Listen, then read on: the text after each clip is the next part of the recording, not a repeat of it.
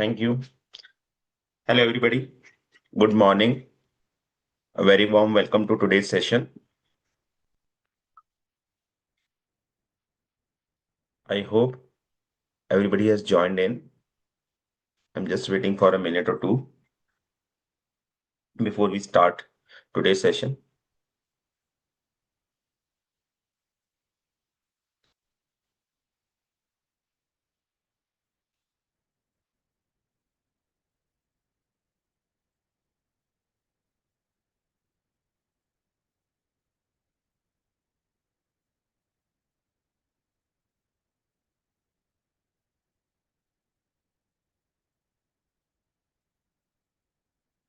Good morning, Saminathan.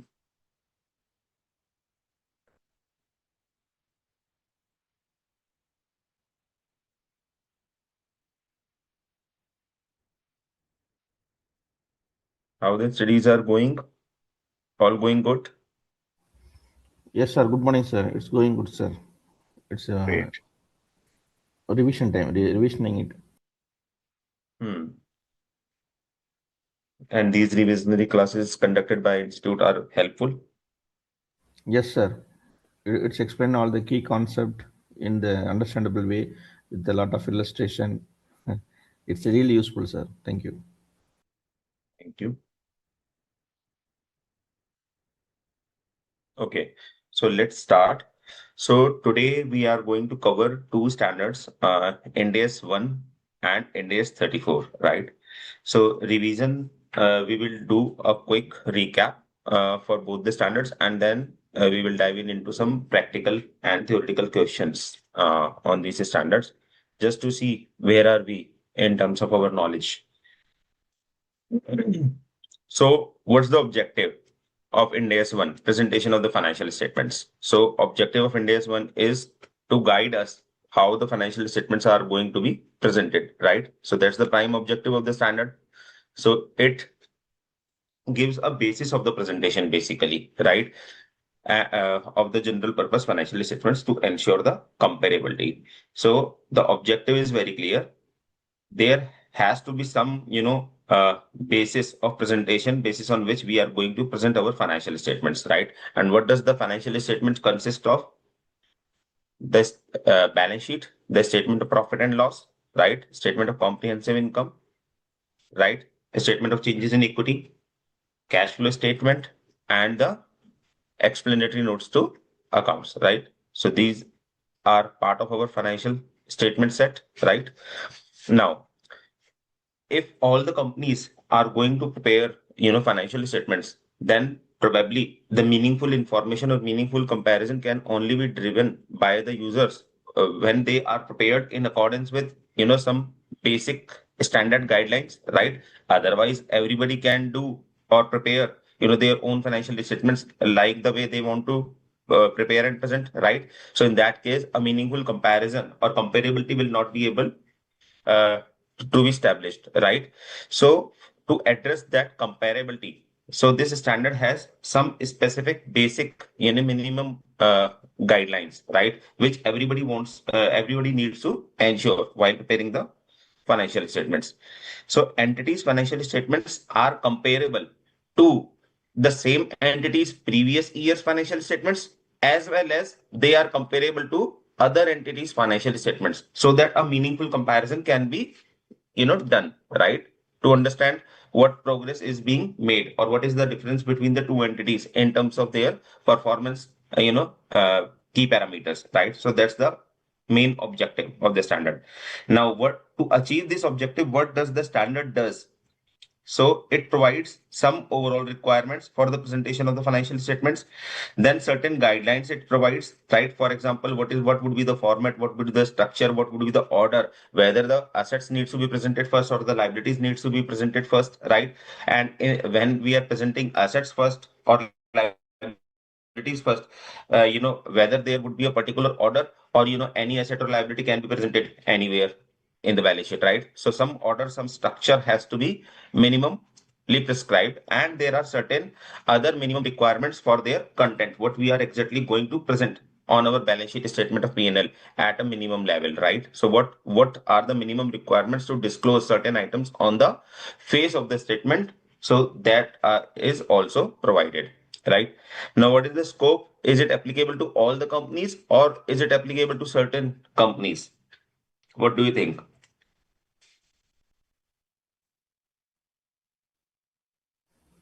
Sir, it's applicable to all the Ind AS applicable companies, sir. Correct.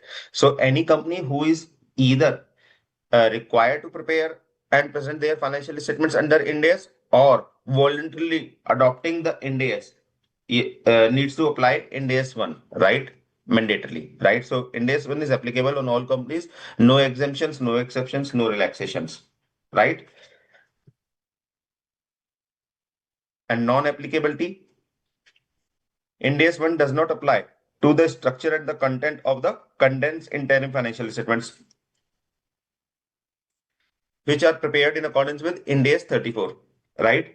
So when a company is preparing and presenting their condensed financial statements for any of the quarter or the half year, right, duly complied with Ind AS 34, then there is no requirement to apply Ind AS 1 to prepare and present those financial statements, right? Unless and until company wants to opt for complete set of presentation, right? So if the company opts for the complete financial statement set presentation, then Ind AS 1 become applicable. Otherwise, under Ind AS 34, condensed financial statements can be prepared for the quarter or the half year or for any, period which the company wants to prepare for, right? So that's the scope of the standard. Now, because it is applicable to all entities, so whether the company is preparing the standalone financial statements or the consolidated, it is applicable. Yes, Yes, sir, it's applicable when the full-fledged set of financial statement is prepared. correct. So whenever any company is preparing complete set of financial statements, so we will not say the full set, we will always use the word complete set, right? So because the terminologies or the wordings which the standard uses, we try to inculcate that so that we are effectively talking in the same language which the standard uses. So complete set of financial statements, whenever company is preparing, they have to mandatorily apply Ind AS 1, whether they are preparing the standalone financial statements or they are preparing the consolidated financial statements, right? Correct? Yes, sir. Perfect. And what does the complete set of financial statement means? So as I previously stated, a balance sheet, a statement of profit and loss, a statement of changes in equity, a statement of cash flows, and the notes comprising significant accounting policies and the other explanatory information, right? Now, on this piece, if you are studying and revising, so you must be able to spot there is a amendment in Ind AS 1 on this aspect.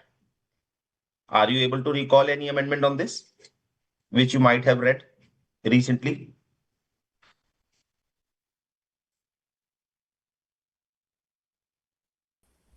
No, No? Yes or no? no, sir. Okay. So earlier, Ind AS 1 used to use the word significant accounting policy. Okay.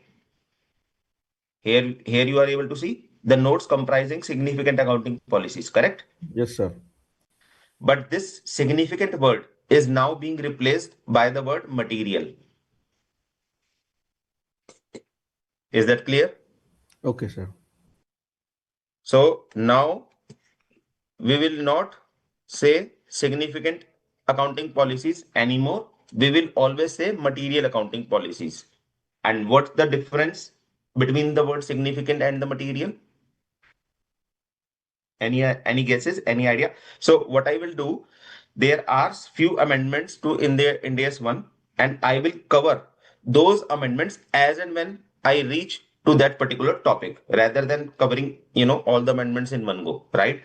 So that you remember as well that yes, this is the place where there is a amendment, right? Otherwise, we generally forget what amendments were, right? So if we specifically cover the amendment at the respective place, that will be more meaningful. So Here, earlier it used to be calling, we need to disclose the significant accounting policies, right? Now it uses the word material accounting policies. Now, any guesses what's the difference between the two? Significant means the management will decide what is a significant items to be. Let's say example that a reversal of impairment loss like that. Okay. So basically, first of all, the significant word is not defined under the Ind AS, right? So there is a ambiguity. What does the significant actually means, right? So it was left to the professional skepticism of the management, right? Correct? Because the significant word was not defined under the index, but the material word is defined, right? So that's why the significant word is replaced with the material word. Now, what is the difference we are achieving by this? So the only difference is more clarity. So earlier there was little bit confusion what exactly the significant constitutes, but as long as the word is replaced with the word material and the material word is defined, and what the material word says, it says the accounting policy needs to be disclosed if it is material. Now, what is material? That if we do not disclose a particular accounting policy, then it does not impact the decision making of the users of the financial statements, or does not impact the understanding of the users of the financial statements about your financial statements, right? So material accounting policies means all those accounting policies for those items which are material to the company. And if we don't present our accounting policy on that, right, then it may lead to hiding of certain important information from the users, or leading to users not able to understand how a particular accounting treatment has been done, right? So that is the importance. Now, earlier when we were using the word significant, so significant word was not defined, right? Although practically the objective was the same only, but it is a more clarity oriented amendment. Is that clear? Yes, sir. Clear, sir. Sorry.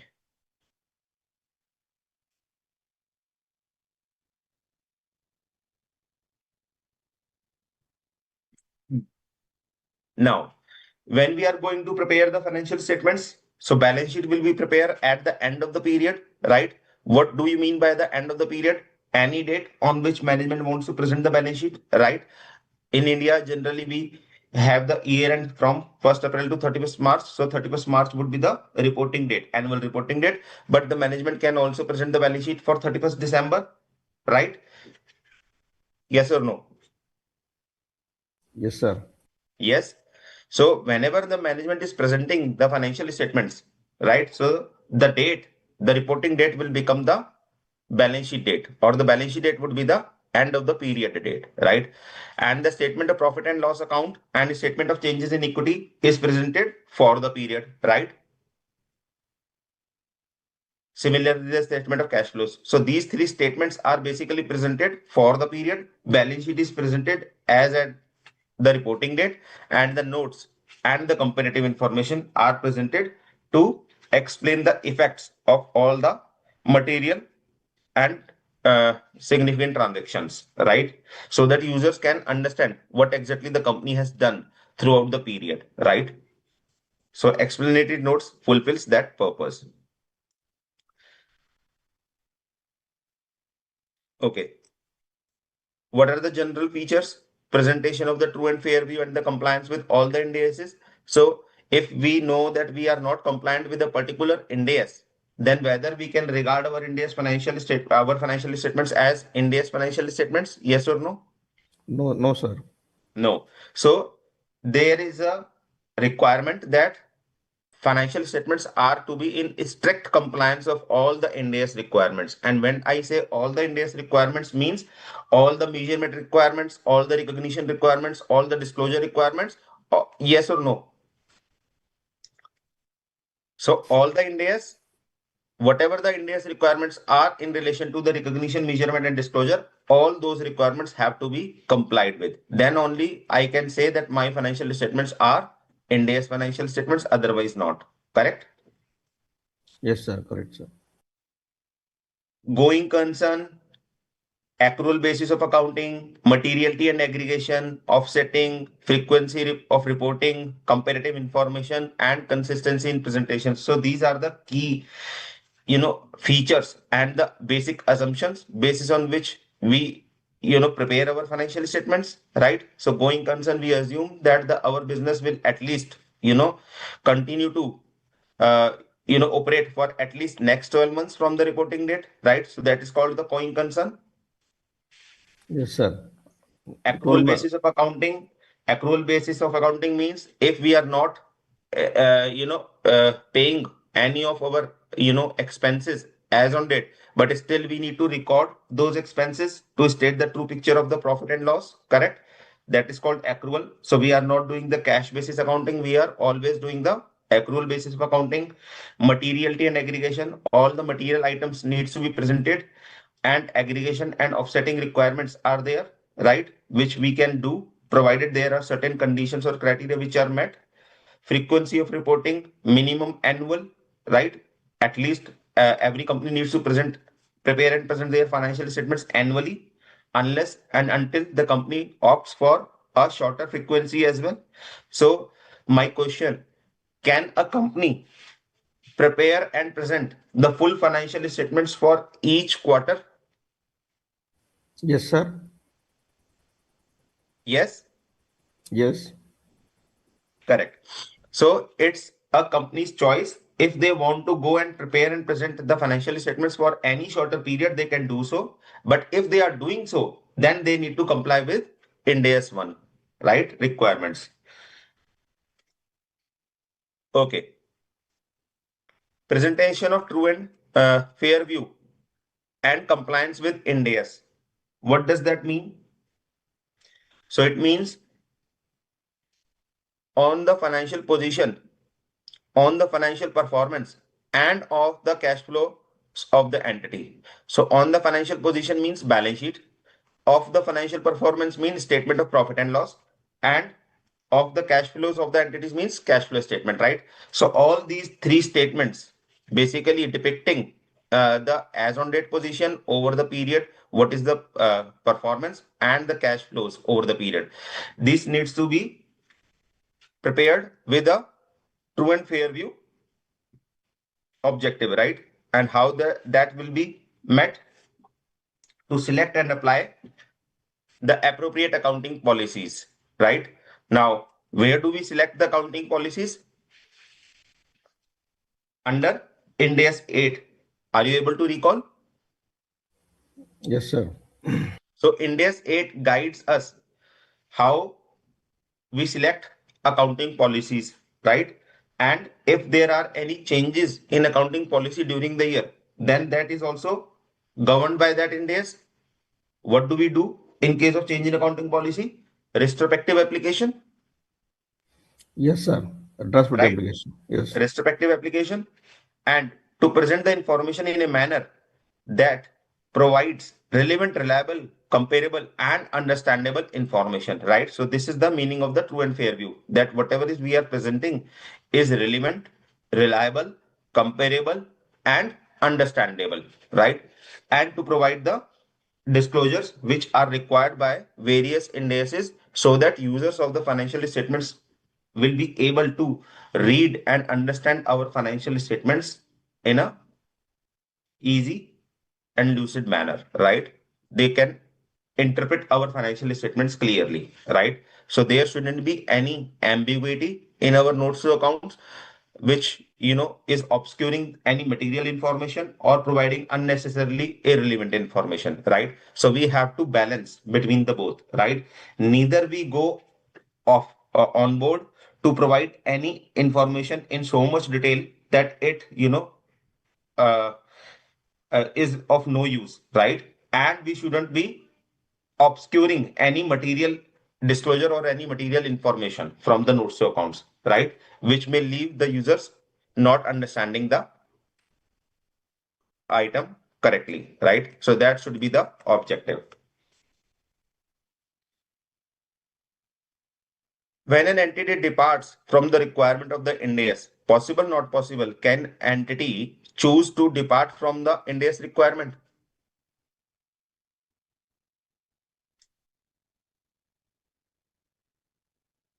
Yes or no? Yes, sir.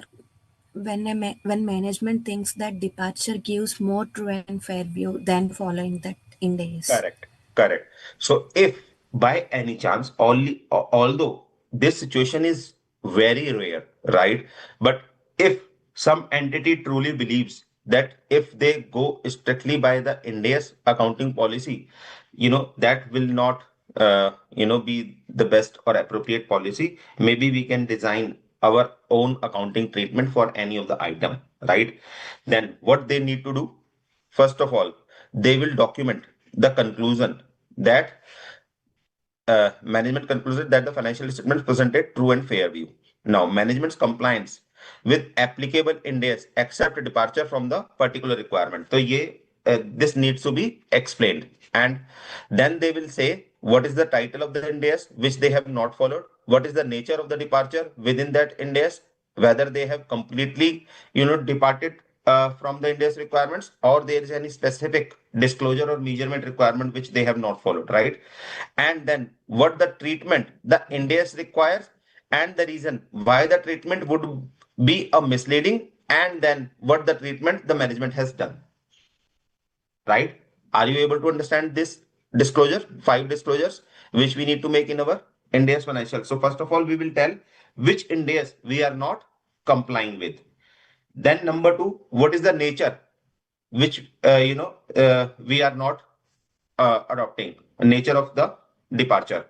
And then we will say what is the requirement of the Ind AS. Then we will say why that requirement is not fulfilling the true and fair view. And then we will say what is the treatment we have adopted, right?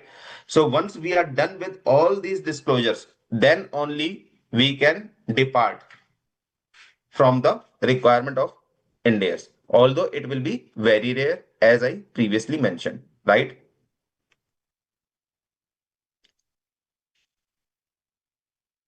So Samanathan is saying departure is pertains to particular Ind AS when Ind AS provide guidance why departure, as we need to follow it. Certainly. So because the situation here being discussed is when management truly believes a particular item is not appropriately, guided by the Ind AS, and the management believes they have the better alternative how to treat that particular accounting aspect, right? So they are, treating or doing the accounting which is not in line with the Ind AS guidance. So in that case, if the management wants to go ahead with their own invented accounting for a particular accounting aspect, then this is regarded as the departure from the Ind AS, and then these all disclosures are to be provided so that users of the financial statements will be able to understand that, boss, if you had followed the Ind AS, what would have been the picture, and because you have not followed, so this is the picture. So what is the delta between the two, right? Clear, Samanathan? Okay, sir. In this case, when there is a departure, we need to give that what is as per Ind AS, what we are departure from that Ind AS. That comparison also should be disclosed. Correct. So that users of the financial statements can understand what is the impact of this change in accounting. Okay, sir. And then for each period presented, the effect of the departure for each item in the financial statements, right? So if you are presenting the financial statements for, say, March 25, then you are presenting the comparative for March 24 as well, correct? So for both the periods in the notes to accounts, you need to showcase what would be the impact of this departure. Had this departure were not, followed, then what would have been the picture of the financial statements? For example, the profit and loss or the EPS, like that, right? Clear? Yes, sir. Then there are certain key terms which we already know, and you can, you must be, aware about these: going concern, accrual. So although we have touched upon on briefly, but these are the definitions or explanations given by the standard, which you can read, right, yourself.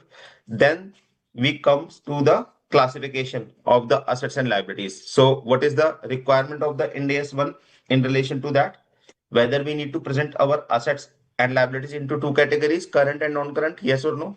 Yes, sir. Yes. Okay.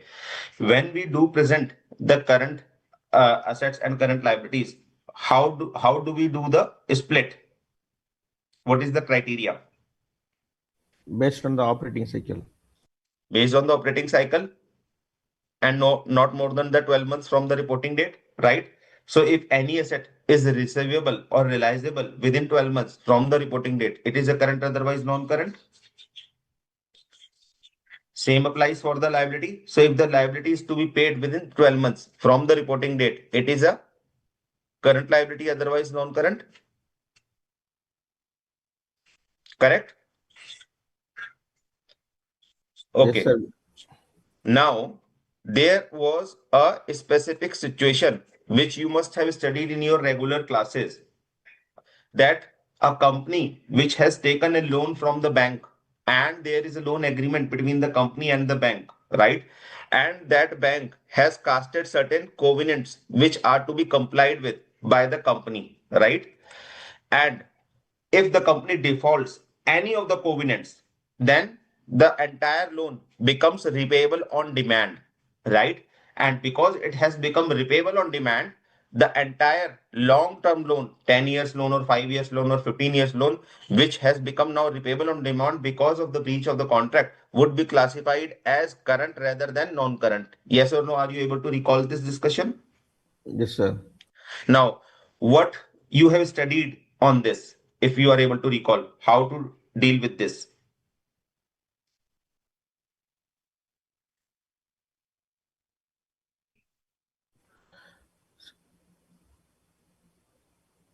Any anything you are able to recall? Yes, sir. If the covenant is there, then if that is a breach, say example, if there is no covenant, we will see what is the present condition on the reporting period. Otherwise, if the covenant is exceed any breach on that, we will look into the subsequent event also. Say example, the subsequent events means the adjusting event prior to approval of the board of directors of the financial state. Until then, we will can able to adjust it, report accordingly. Okay. So basically, what was happening? Suppose there was a covenant, right? That minimum the debt equity ratio at the year end should be less than 1. Suppose this was the covenant, right? And if the covenant is breached by the company, then the bank has the right to demand the loan upfront, which otherwise would have been payable by the company over the period of 10 years. Correct? Now, because the bank has the right to demand the payment upfront, so while preparing the financial statements of the company for the year end, this loan needs to be presented as current liability. Yes, sir. Ideally, because the bank has the right to demand upfront, irrespective of the fact whether the bank has exercised this right or not.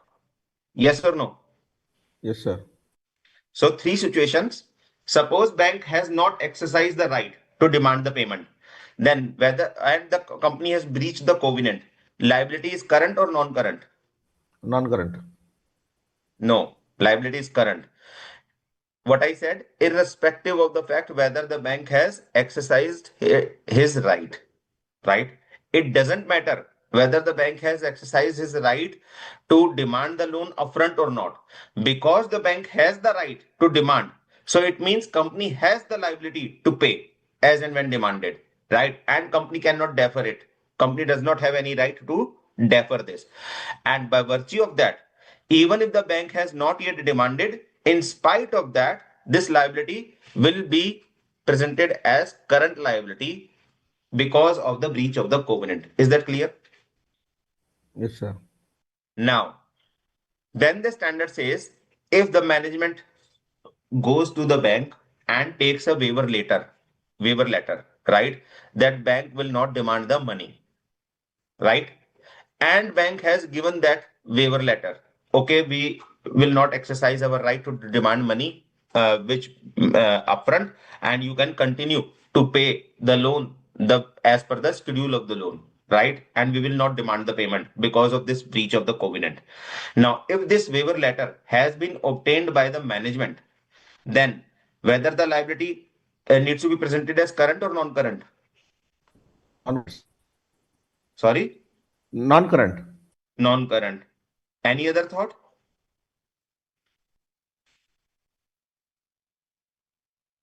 That should be minimum of 12 months period, the grace period.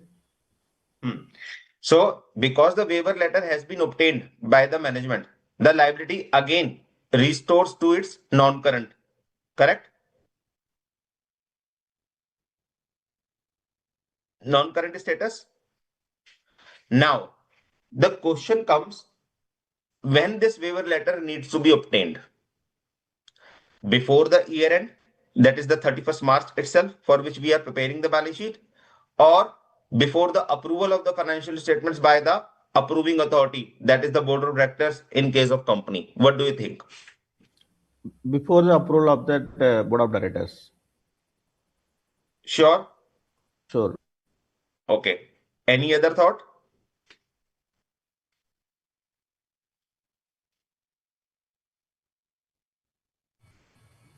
Yes, sir, before approval of board of Before directors approval? only. We So, will right. treat it as So, a non-existing event. correct. So, this was the thing which we have been studying until now. Now there is amendment on this as well, right? And what the amendment says? Amendment says that if the waiver letter is obtained by the management before, on or before 31st March, or rather saying 31st March, on or before the balance sheet date, right? The date for which the balance sheet is being prepared, right? On or before the balance sheet date, then only the liability will be restored back to its non-current status. If the waiver letter is obtained after the balance sheet date and before the approval of the financial statements by the approving authority, then it will continue to be presented as current. Clear? Now, the question comes, amendment is applicable retrospectively or prospectively?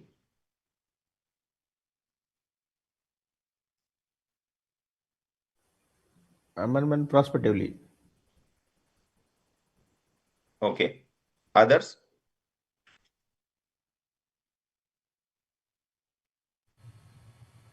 So Prospectively, sir. amendment clearly says that for the financial year 1st April and 2025 onwards, the older treatment will continue to prevail. But for the period starting from 1st April 2026, the new amendment will become effective, right? So if you are preparing the financial statements for March 2026, right? March 2026, then the older accounting treatment will continue. That is, if the approval is obtained even after the balance sheet date, but before the approval of the accounts from the approving authority, then the liability will be presented as current liability, right? Or sorry, non-current liability.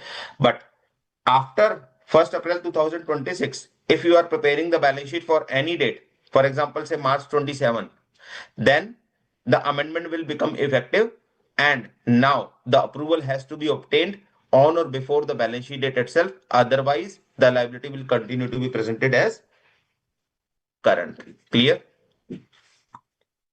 Okay, sir. Sir, what is the reason, sir? Reason behind on this? What is the reason for this amendment? So, Ind AS 1 actually has taken a carve out from IFRS requirement.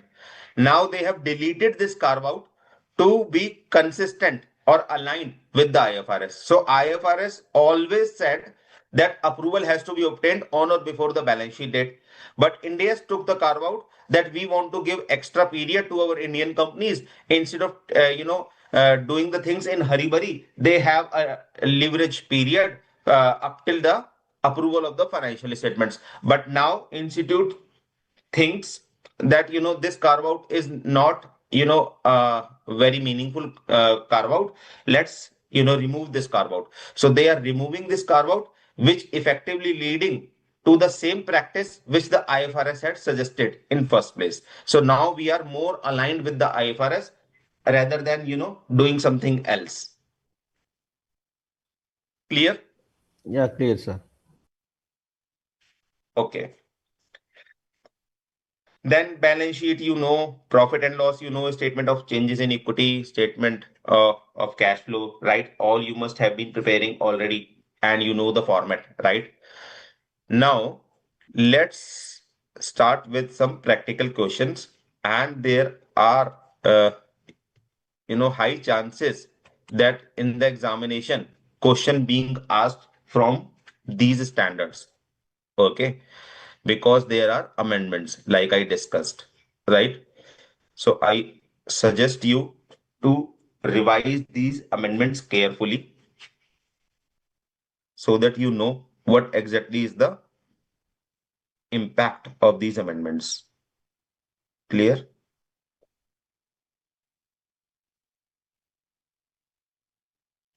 So I'm presenting my screen for the questions. Let me know when the screen is up. Yes, sir. Visible, sir. Perfect. Font size is okay or should I increase? Sir, for me, it's okay. I'm using laptop. Okay. Still, Visible, sir, clearly. still let me increase a little bit. Okay.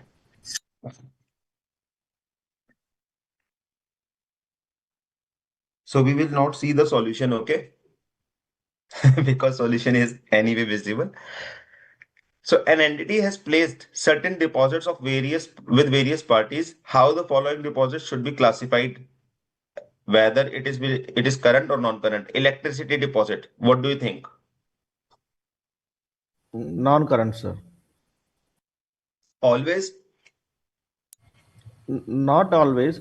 Say example, if the AOP, the association of person, is created one business, only is a short period, only is the 3 months. The security deposit is given for the electric deposit. After 3 months of the business, they will definitely get the deposit refund back. So in that case, it will be classified as the current. It's generally the business. What we are the going concern assumption, we assured that the company will be foreseeable in nature for at least 12 months. So we will be treating as a non-current. Correct, correct. So that's the logic. So because we have deposited the money with the electricity department, right? For providing us the connection of electricity connection, and because we are preparing our financial statements on a going concern, and going concern says we expect our business to continue for at least 12 months from the reporting date, and electricity is anyway needed for conducting the business, right? So we cannot say that we will realize our electricity deposit before the 12 months from the reporting date, and hence by default it is a non-current. Unless and until the company is into the liquidation, then certainly it can be presented as current if the electricity connection is about to be surrendered, right? Yes, sir. Tender deposit, EMDs, earnest money deposits. What are those? It depends on the situation, sir. If that tender is going to happen within the 12 months period, then it will be classified as a current, otherwise it's non-current.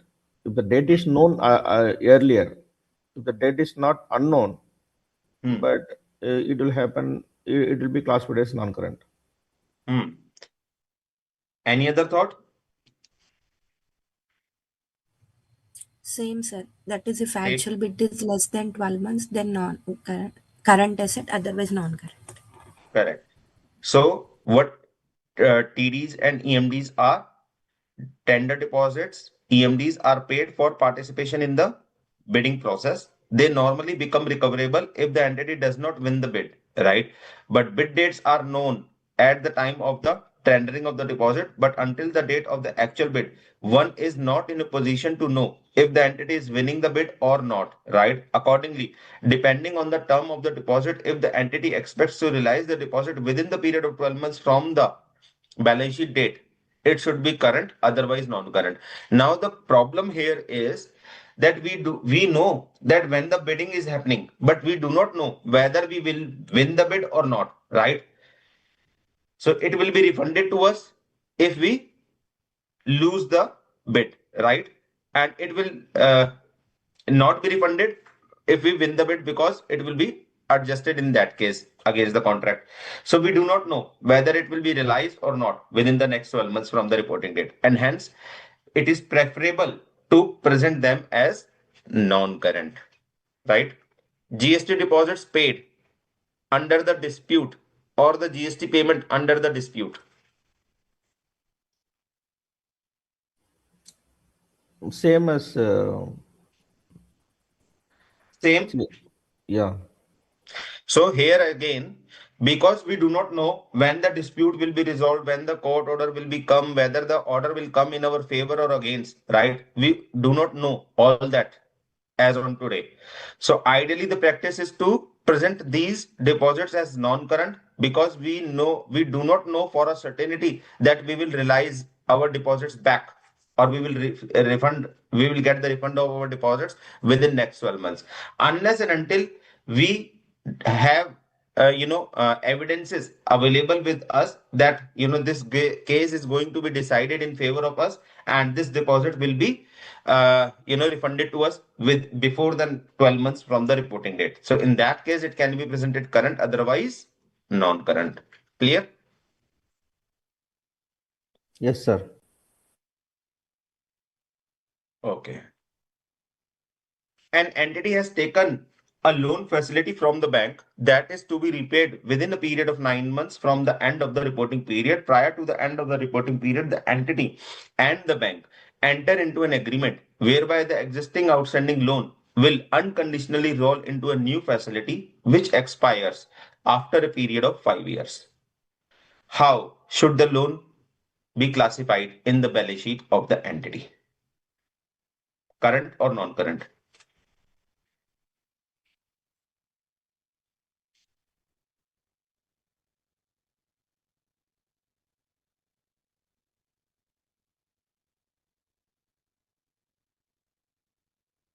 Yes. What are your thoughts?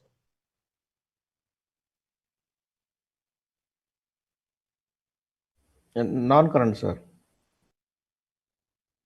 Non-current?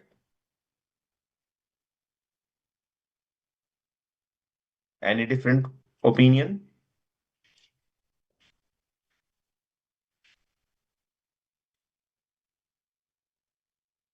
Same? Same, sir. Since the loan is rolled over for next 5 years, Mhm. we will consider it as non-current. Right. So what is happening in the facts? Prior to the end of the reporting period, the entity and the bank enter into an agreement whereby the existing outstanding loan will unconditionally roll over into a new facility which expires after a period of 5 years, right?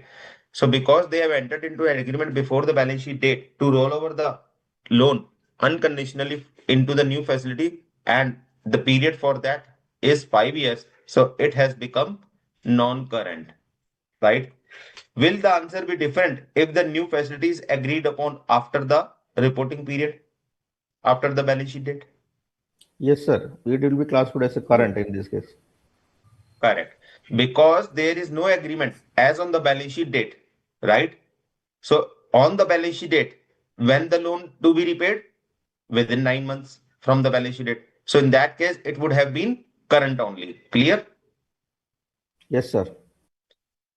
Will the answer to A be different if the existing facility is from one bank and the new facility is from another bank?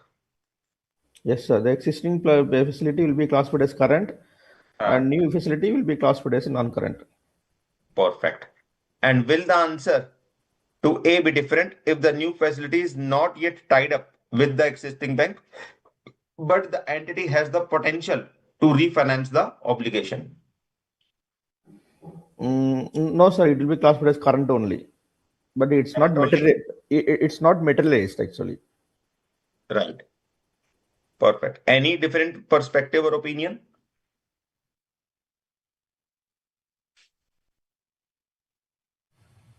Same, sir. It will be classified Same? as current asset. Correct. Current. So basically, what is the thumb rule which we are learning on this? So the thumb rule is we need to stand on the balance sheet date and see whether the liability or asset is realizable or payable, as the case may be, within next 12 months or not. If the answer to this question is yes, then it is current, otherwise non-current. And if there is ambiguity, then suppose we do not know whether it will be payable after 12 months or thereafter, then what would be the ideal approach to present, current or non-current? Non-current. Non-current.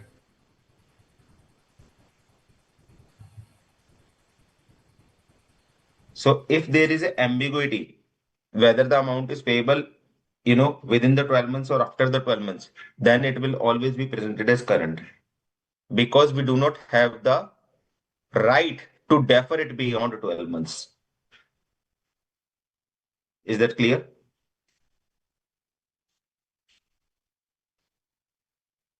Unless and until the entity has the right to defer the payment beyond 12 months, it needs to present the liability as current.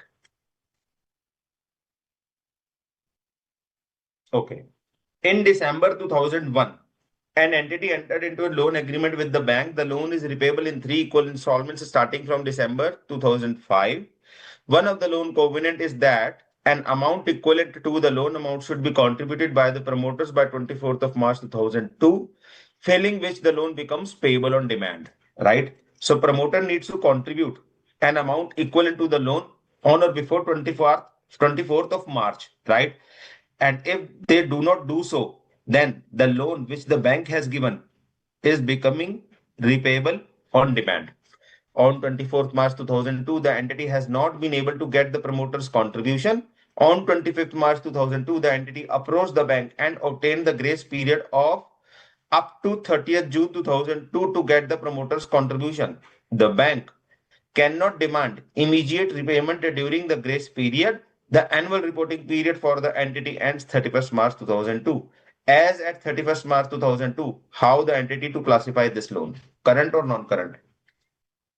Current, sir. The grace period is given only for 3 months, not for 12 months. Okay. Same thought or different? Yes, sir. Same thought. Same. So what is happening over here? Ideally, the contribution must have been received by 24th March, but because promoters didn't do so, and the covenant of the loan is breached, and because of this breach, the loan has become repayable on demand. So management approached the bank and took a extension until 30th June. And 30th June is coming within the 3 months from the 31st March, that is the balance sheet date. So it is anyway payable within next 12 months. So hence, in spite of having this extension in hand, the loan continues to be presented as current. However, if the extension was taken for more than 12 months, then it would have been presented as non-current. Clear? Assume that in anticipation that it may not be able to get the promoter's contribution by the due date in the February 2002, the entity approached the bank and got the compliance date extended up to 30th June 2002 for getting the promoter's contribution. In this case, will the loan classification as on 31st March 2002 will be different from A above? Yes, sir. It will be non-current.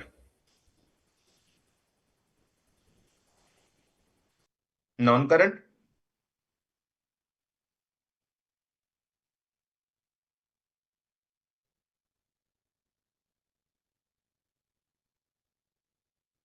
Sure. Yes, sir. Any other thought?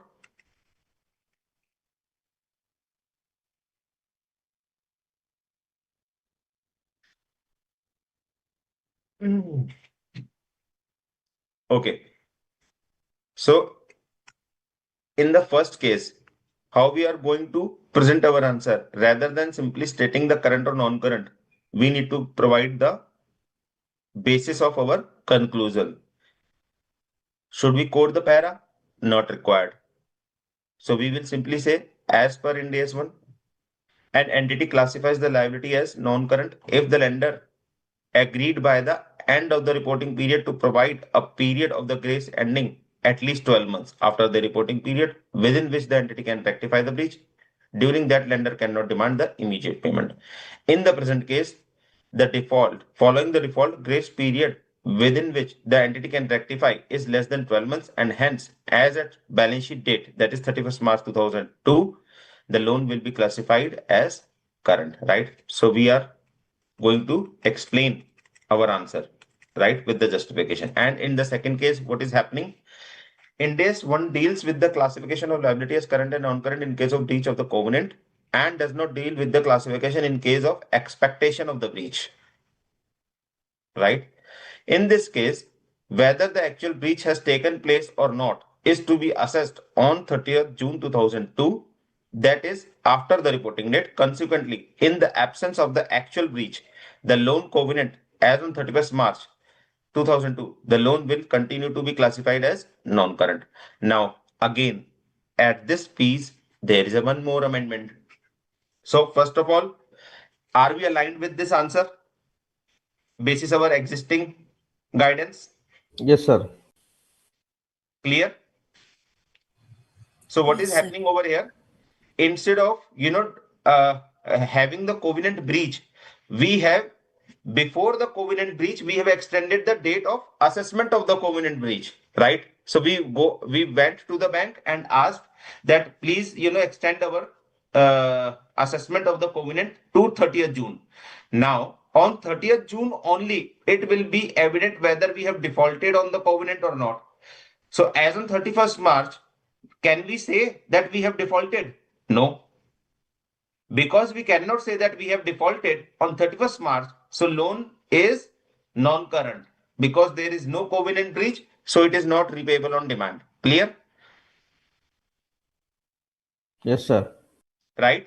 Now, what is the amendment on this? The amendment says, although in this situation there is a no covenant breach, but because we need to check whether we would be able to comply on the future date, that is the 30th June, after the balance sheet date.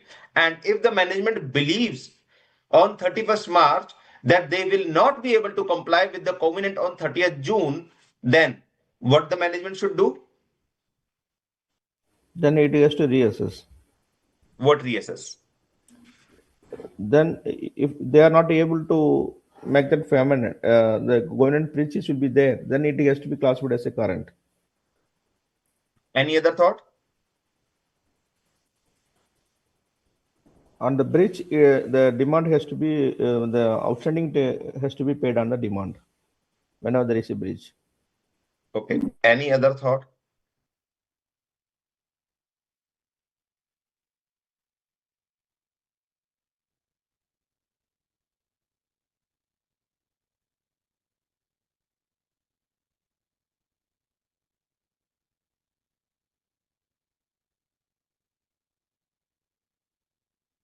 Sir, earlier we have studied that if any agreement, whatever the heck happen, it has to be done on or prior to the reporting date. We have to see that condition. Earlier we studied. Okay. Then in this case, why we are looking at that the carve out is happen, no? Then why we are looking this the subsequent event as well? Okay, so let me explain the situation. So what is happening? So before the amendment situation and after the amendment situation. Okay.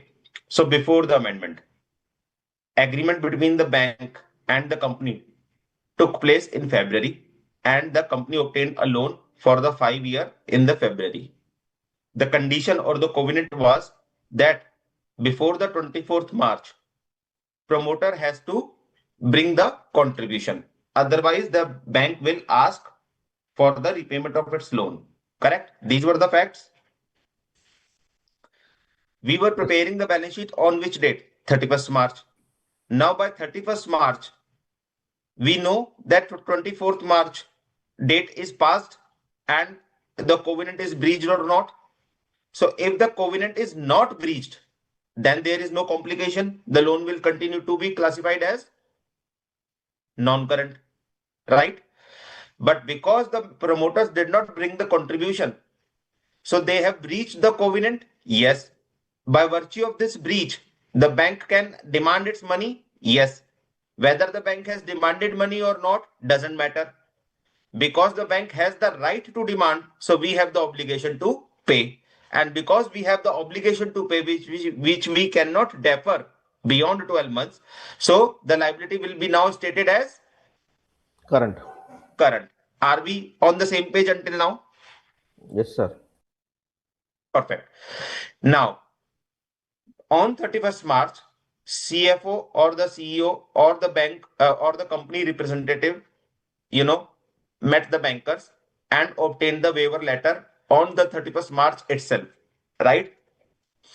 And the waiver letter says, okay, you can complete this covenant before the end of 30th June. So in this case, because the extension is only for 3 months, right? So what we said, the liability will continue to be presented as Current. current because we don't have the deferment for next 12 months, right? If this condition instead of 30th June was say 31st March next year, then it would have been 12 months. Yes, sir. Then in that case, the liability could have been presented as non-current. Yes, sir. Correct. So this was the situation. Now, what the amendment is saying? The amendment is saying because you went to the bank and got the date adjusted instead of 31st March to 24th of 30th of June before the breach happened. So because you went to the bank before the breach happened, that because we are not expecting us to meet this covenant, can you provide additional timeline? So bank agreed. At bank, instead of 24th March, bank said, okay, we will assess you on 30th June. Now, because in this situation, the covenant breach happened or did not happen? Not happened. Not happen. So because there is no covenant breach, so there is no loan repayable on demand. And because there is no loan repayable on demand, so on 31st March, what we are going to do? Non-current only. Yes, sir. But the amendment says, although you are presenting the loan as non-current here, but because you have the window left only for 3 months, certainly it is possible for you to meet this covenant, and it is also difficult for you to meet this covenant. So what the amendment is saying now, that management needs to make an assessment whether they will be able to meet the covenant or they will be defaulting on the covenant by the 30th June. So if the management says they will be able to meet the covenant, right? Then they need to give a disclosure that for so and so facts and circumstances, and on the basis of these developments, management believes that they will be able to meet the covenant by 30th June, and hence the liability continue to be presented as non-current. If the management believes that they will not be able to meet the covenant, right, then also the disclosure is required. In that case, management will say that although it is expected that we want to meet this covenant by 30th June, but there are some obstacles to this ABC, because of which we are not 100% confident, or we are not very sure whether we will be able to meet this covenant or not, right? So in that case, what will happen? The disclosure will happen, but the liability will continue to be presented as current or non-current? Non-current. So the status of the liability will not change, but this amendment is bringing in two more disclosures. Disclosure on either side, whether you are believing that you will be able to meet, or you are believing you will not be able to meet, right? So in both the cases, disclosure needs to be given. Is that clear? Yes, sir. Are we clear on this amendment? Yes, sir.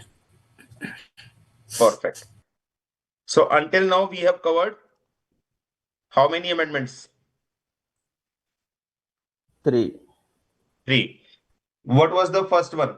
First one was the significant accounting policy is being replaced by the material accounting policy. Yes, sir. What was the second one? Second one, the governance breach has to be addressed on or before 30th reporting period, not On or before the balance sheet date. So yes, if sir. it is not, then If it is not, then that will not be treated as a changes. so the liability will be current, right? Current, In current. that case. So now we are aligned with the IFRS, right? With this carve out gone away. But when this carve out is going away on 1st of April 2026, 25. right? So for March 26 financial, the original treatment is intact. Is that clear? Yes, sir. This is applicable from 1st April 2025. So 1st April 2025 now. So Yeah. 1st April for 1st April 2025, what is the year end date? 31st March 2026, that period. 31st March 2026, right? Right, sir. So in that case, it is for the reporting year end 31st March 2026, correct? Right, sir. Now, what is the third amendment?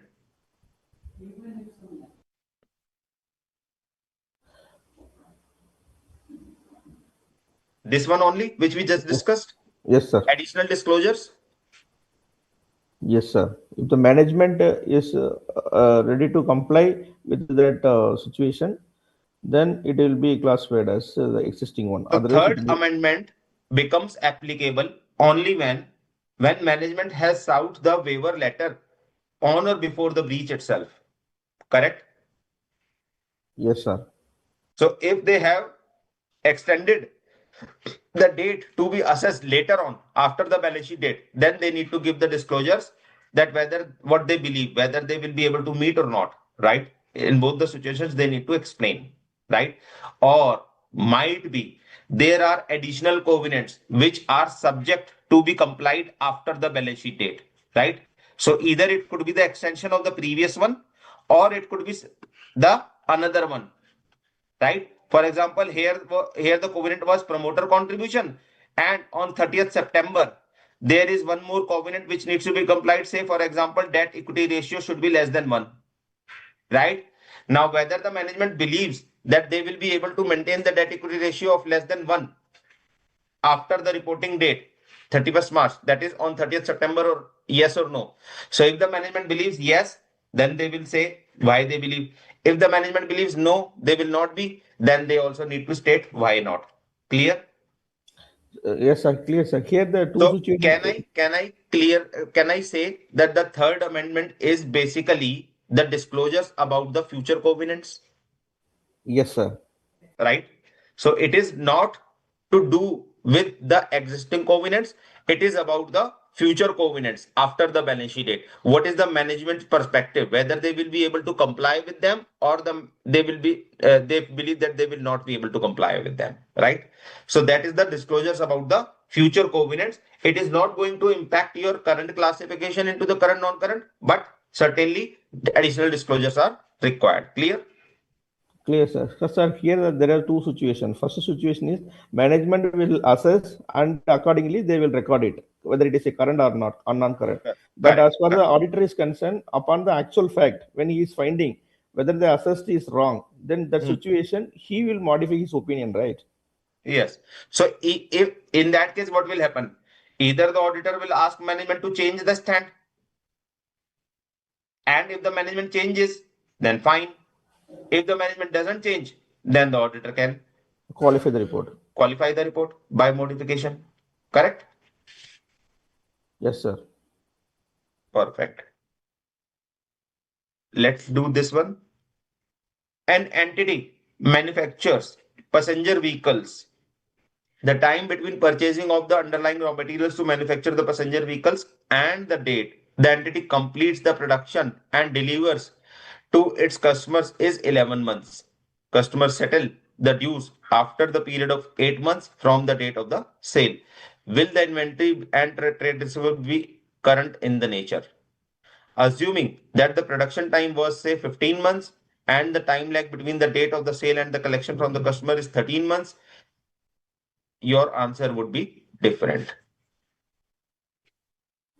No, sir. For point number A is a current only because the operating cycle here 11 months plus 8 months, 19 months. Hmm. And for B also the same answer. Both will be treated as a current only. Hmm. So why we are saying current in spite of the fact the cycle is 19 months? Yes, sir. We have to follow the operating cycle period. Even though it is more than 12 months, it will be classified as a current only because it is within the operating cycle period. Correct. Correct. So standard uses the wordings that assets are realizable within the operating cycle, right? And if the operating cycle is say 13 months, 15 months, or 18 months, as per the nature of the business, then it will be continue to be classified as current. So 12 month is the suggested guideline, but if the operating cycle is more than 12 months, then we will follow the operating cycle. Clear? Yes, sir. If there is no operating cycle, it is determined, then we can say it is a 12 months period. Correct. Correct. Correct. Now, in the second case, assuming the production time is 15 months and the time lag between the collection customer is 13 months, whether your answer will be different. No, sir. In this case, the both will be treated as a current only because it's less than 19 months. So the total time becomes 28 months now. 15 months plus 13 months. 13 months. Yes, sir. So 28 months current, non-current. Current only. Current only. So what does this question tells us? Basically, what is the learning? So the learning is we need to follow the operating cycle. If there is no operating cycle, then the 12 months is the suggested timeline. If there is an operating cycle, then be it 15 months, be it 18 months, be it 20 months, be it 25 months, doesn't matter. Clear? Yes, sir. Clear, sir.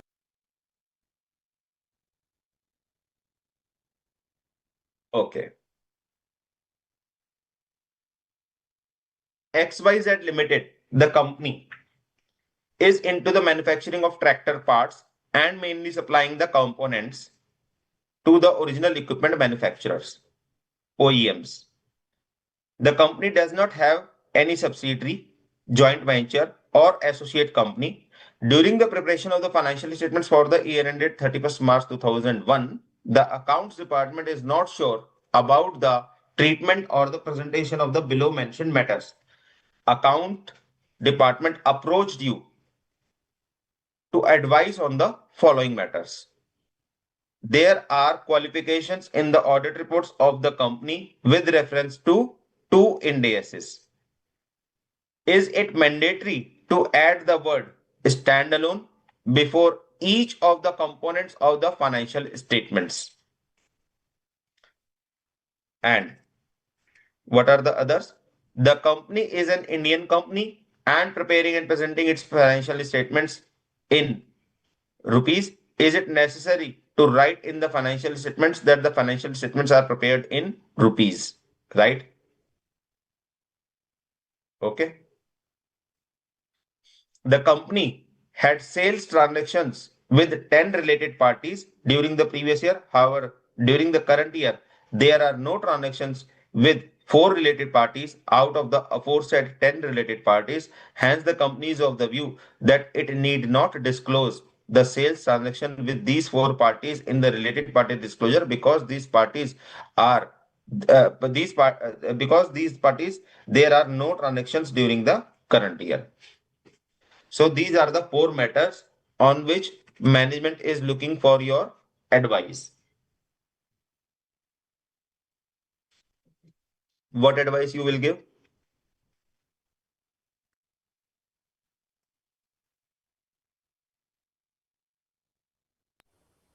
Sir, management has to present their financial as per the true and fair view.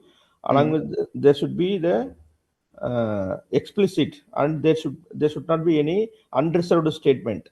In this case, that auditor is given the two qualification. Whenever they provide the information, if we followed the in Indian accounting standard as per the section 133 of the Companies Act, so and so, except these two accounting standards, there is a qualification. That wording to be mentioned on this. Because it should be the explicit. There should not be any unreserved statement. Okay. Any other thought?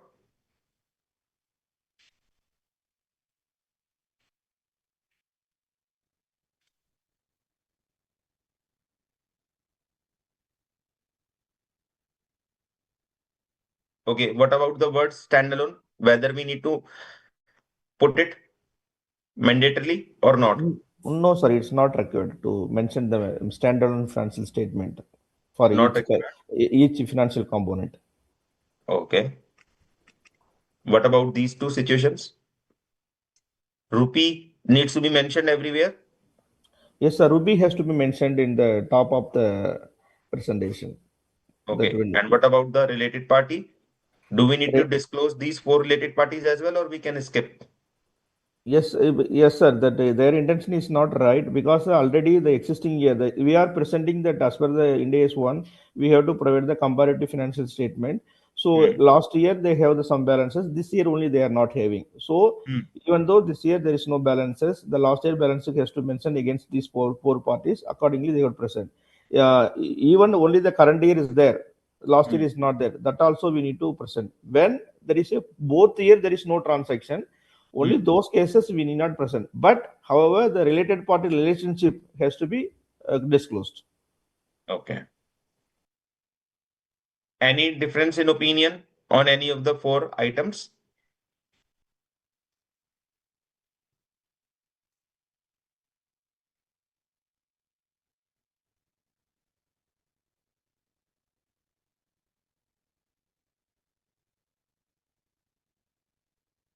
Different, same.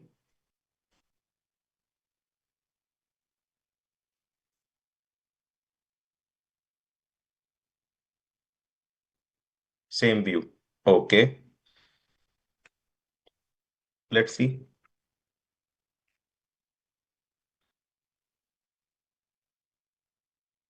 So in the first situation, yes, an entity whose financial statements comply with Ind AS shall make an explicit and unreserved statement of compliance in the notes. An entity shall not describe the financial statements as complying with Ind AS unless they comply with all the requirements of the Ind AS. Correct?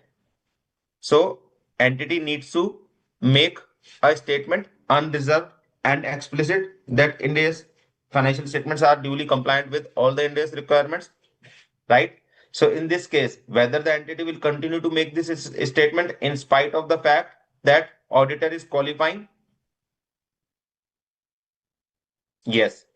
So even if the auditor is qualifying the audit report and saying that, on a particular matter, financials are not complied with their days, this unreserved and explicit statement can still be given in the financial statements because management believes they are compliant, auditor believes they are not compliant. So auditor can qualify their audit report, but management continue to make this statement. Is that clear? Yes, sir.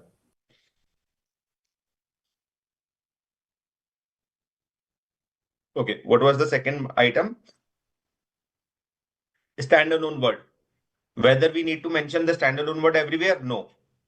But need to disclose in the financial statement that these are individual financial statements of the company. Why? Because as per the facts given in the question, it is already clear that company does not have any subsidiary JV or associates, right? And hence consolidation requirements are anyway not applicable on the company. So because company is not preparing the consolidated financial statements anyway. So there is no need to put the standalone word everywhere because it is deemed that the company's financial statements are individual financial statements. But somewhere in the financial statements, at least on one of the places, it has to be clearly explained. Is that clear? Not everywhere, but at one of the place, it needs to be mentioned. Yes, sir. Okay. Presentation currency. Whether we need to mention the rupee everywhere? Yes. on the face of the balance sheet, yes. On the face of the P&L, yes. On the face of the cash flow, yes. On the face of the statement of changes in equity, yes. And in the notes to accounts, on the face of every table which we present as part of the notes to accounts, yes. So rupee has to be mentioned everywhere. Is that clear? Because we have to mention the currency in which we are preparing the financial statements at all the places. Yes, sir. Clear? And what was the last one? Sir, I have Last one question. is, So, there one question with respect to, say, in India, there is only one company. It's registered in India. There is no other company is in any of the foreign countries. In that case, also, whether the currency to be mentioned, sorry, because, can you repeat the question, please? sir, my question is that the Indian company is registered in India and operating in only India. There is no Hmm. foreign currency involved in that company. Hmm. Whether in this it's implied in the implied case also, whether we need to mention the currency. Yes, yes. Because we are preparing the financial statements, right? So we have to clearly state that in which currency the financial statements are prepared and presented. So we cannot escape to present the currency in spite of the fact that the company is in India, company is registered in India, company has no branches outside India, company is doing all the business domestically. So it is quite evident that company is carrying out all its activities in INR. But in spite of that fact, on the financial, it has to be presented prominently. So there should not be any implicit, only the explicit representation. Yes. And why? Because of the requirement from two standards. Number one, para 51D of the Ind AS 1, that presentation currency needs to be disclosed.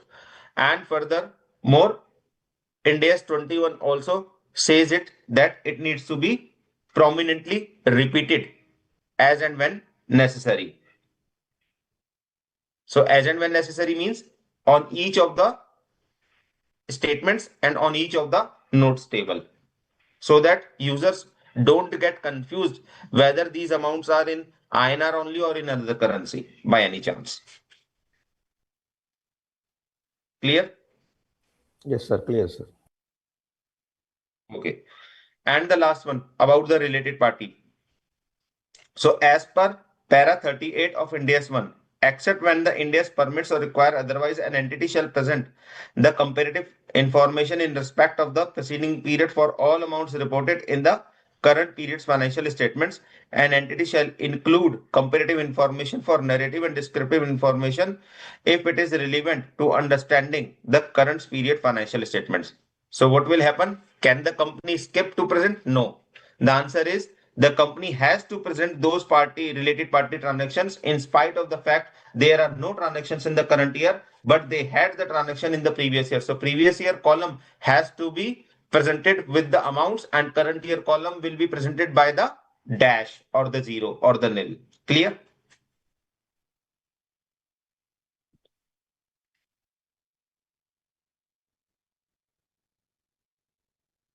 Yes, no?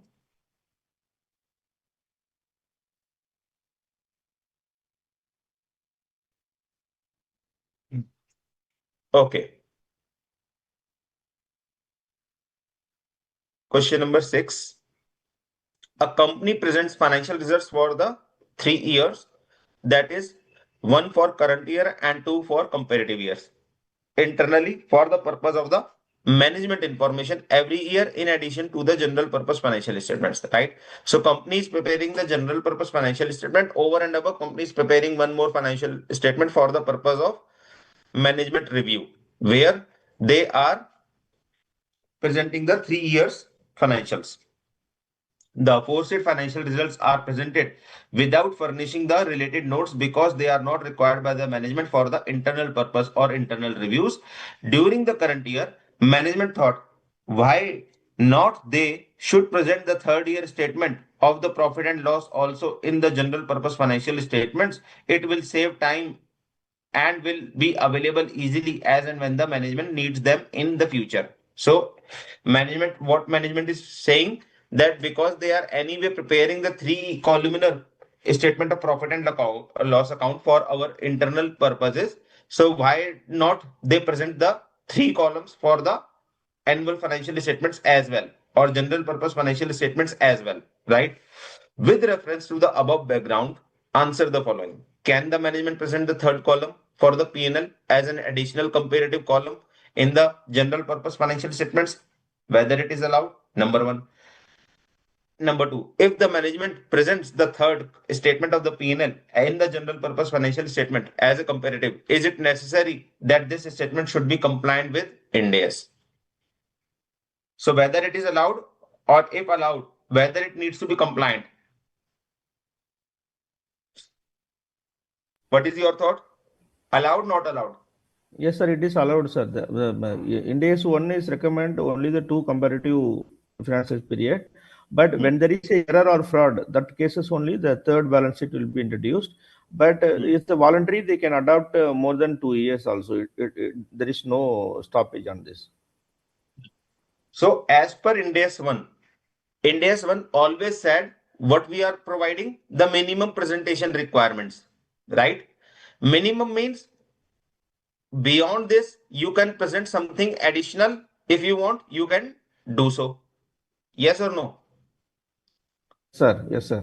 Right? So it says 2 columns has to be provided at a minimum, current year and the comparative. But management wants to give one more comparative, then it can do so. So that is not prohibited. So answer to the first question, yes, it can be provided. Correct? And the second, if provided, whether it needs to be compliant with Ind AS, of course, you cannot present anything which is non-compliant with Ind AS on your general purpose financial statement, irrespective of the fact what numbers management is reviewing, right? So internal reviews could be different, but when you are presenting anything on the general purpose financial statements, it has to be completely in compliance with all the Ind AS. Correct? So you are allowed to present the third column, yes, but it has to be complied with Ind AS. Correct? Yes, sir. And what is the third one? Can the management present third statement of profit and loss only as additional comparative in the general purpose financial statements without furnishing other components? For example, balance sheet or statement of cash flow or changes in equity. So what it is saying, only P&L third column, no balance sheet third column, no cash flow third column, no notes to accounts third column. Okay, not okay. Yes, sir, it's okay, sir. It's a management wish. It's any component. They can give the third balance sheet. There is no. Correct. So again, it is also allowed. So if anything additional management needs to provide, be it for balance sheet or P&L or statement of cash flow or notes to accounts, so it is allowed. It can do so. Clear? Yes, sir. Any doubts, queries, questions?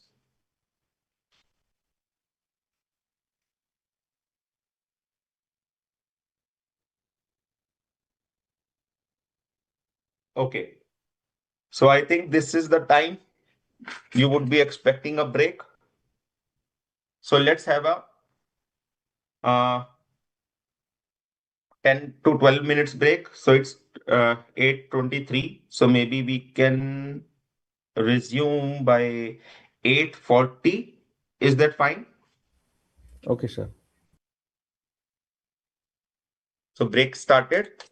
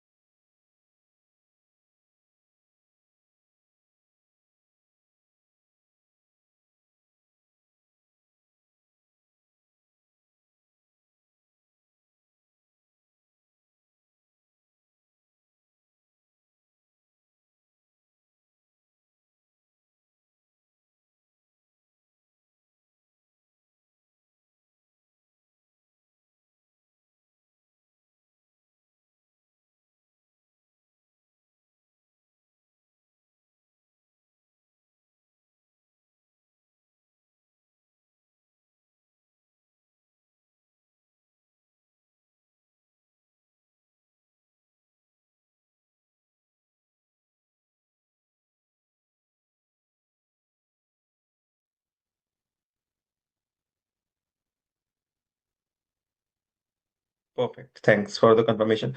So the next standard is Ind AS 34. So Ind AS 34 is about again the presentation, right? But when only about the interim financial reporting, right? So if the company is presenting interim financial reporting, say for a quarter or half year, right, then they can follow Ind AS 34 requirements to present that, right? Unless and until they opt for the complete set presentation. In that case, what will happen? Ind AS 1 will become applicable and hence Ind AS 34 will not be required, right? Correct?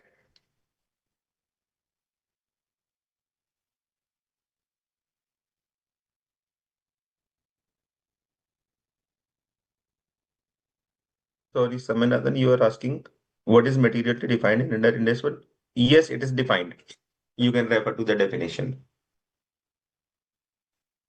Okay, so Ind AS 34 becomes applicable whenever any company is preparing and presenting the interim financial results, right? So for example, for all the listed companies who are required by the SEBI regulation to present their quarterly results, right, and declare those quarterly results, right? So what standard they need to follow? Ind AS 34 for preparing and presenting those quarterly results, right? So what is the scope of the standard? The scope is all the companies who are preparing and presenting the interim financial reporting under the Ind AS. And what is the objective? That again, there should be a standardized approach, a structured approach to prepare these uh, uh, interim financial results, and there has to be minimum presentation guidelines which needs to be followed by everybody so that easy comparison can be done. So this standard also provides minimum components of the interim financial reporting, form and content of the interim financial statements, significant events and transactions which requires or warrants any notes to accounts or the disclosures, certain other disclosures, and disclosure with the which requires by other Ind ASs, so that we are complied with all the Ind ASs, and provides periods for which interim financial statements are required to be presented, and again the materiality. So certainly we are going to present all the material information in the notes to accounts so that users of the financial statements can understand, right? So all these are the content of the interim financial report. Now, what are the recognition and measurement requirements? So this standard says we need to follow the same accounting policies which we have adopted during our annual financial reporting, right? So ideally, all the accounting policies should be consistent with our annual financial statement, or should we follow different accounting policy for the interim period and different accounting policy for the annual period? No, Same? sir. Same. Correct. So same accounting policies needs to be followed unless and until there is a change in any accounting policy, right? In that case, Ind AS 8 has to be applied. Correct. Yes, sir. Now, revenue received seasonally, cyclically, or occasionally. So it needs to be recorded to the period to which it belongs, or it should be, recorded, as and when the management wants to record. No, sir. It has to be recorded in the quarter in which the revenue received seasonally and cyclically and occasionally. Right. And the cost which are incurred by the management should be recorded in the quarter to which it belongs, or should be recorded on a pro rata basis evenly throughout the year. No, sir. It has to be recorded the cost in the quarter in which it is incurred. Right. So for example, if there is a loss incurred in a particular quarter because of some natural calamity or maybe fire broke down in the godown, then whatever the loss is incurred in that quarter needs to be reported in that quarter, Or management should say, because this is a big loss, so let's do 1/4 and we will record, the equal loss in all the 4 quarters, because, it is, if we record the entire loss in this quarter, it will result into a loss making, profit and loss for the quarter. What do you think? So it has to be recorded in the same quarter only. Same quarter only, right? So no teaming and no lading of the revenue, income or expenses can be done. Clear? So we cannot deviate from the recording of, income and expenses basis on the our accrual concept. So we shouldn't be, preparing the quarterly results with an objective to streamline any of the revenue or expense items. The standard clearly, explicitly requires that whatever the revenue or the expense pertains to a particular quarter should have been recorded in that quarter only, and we cannot evenly distribute this revenue or the expenses to the next quarters. Clear? Yes, sir. And the last, use of estimates. So certainly management makes certain estimates. For example, provision for doubtful debts, which is a part and parcel of Ind AS 109, expected credit loss on all the financial assets, inventory obsolescence provisions, depreciation, amortization of intangible assets, right? All this, useful life of the PP&E and the intangible assets, right? So all these are basis the management estimate. So whatever the best estimate management has taken, they needs to be factored into while preparing the quarterly results as well, right? So estimates, if require any revision as compared to the annual estimates, those needs to be done, right? What are the minimum components of the interim financial reporting? So what all we are going to prepare? A condensed balance sheet, a condensed statement of profit and loss, a condensed statement of changes in equity, a condensed statement of cash flows, and selected explanatory notes.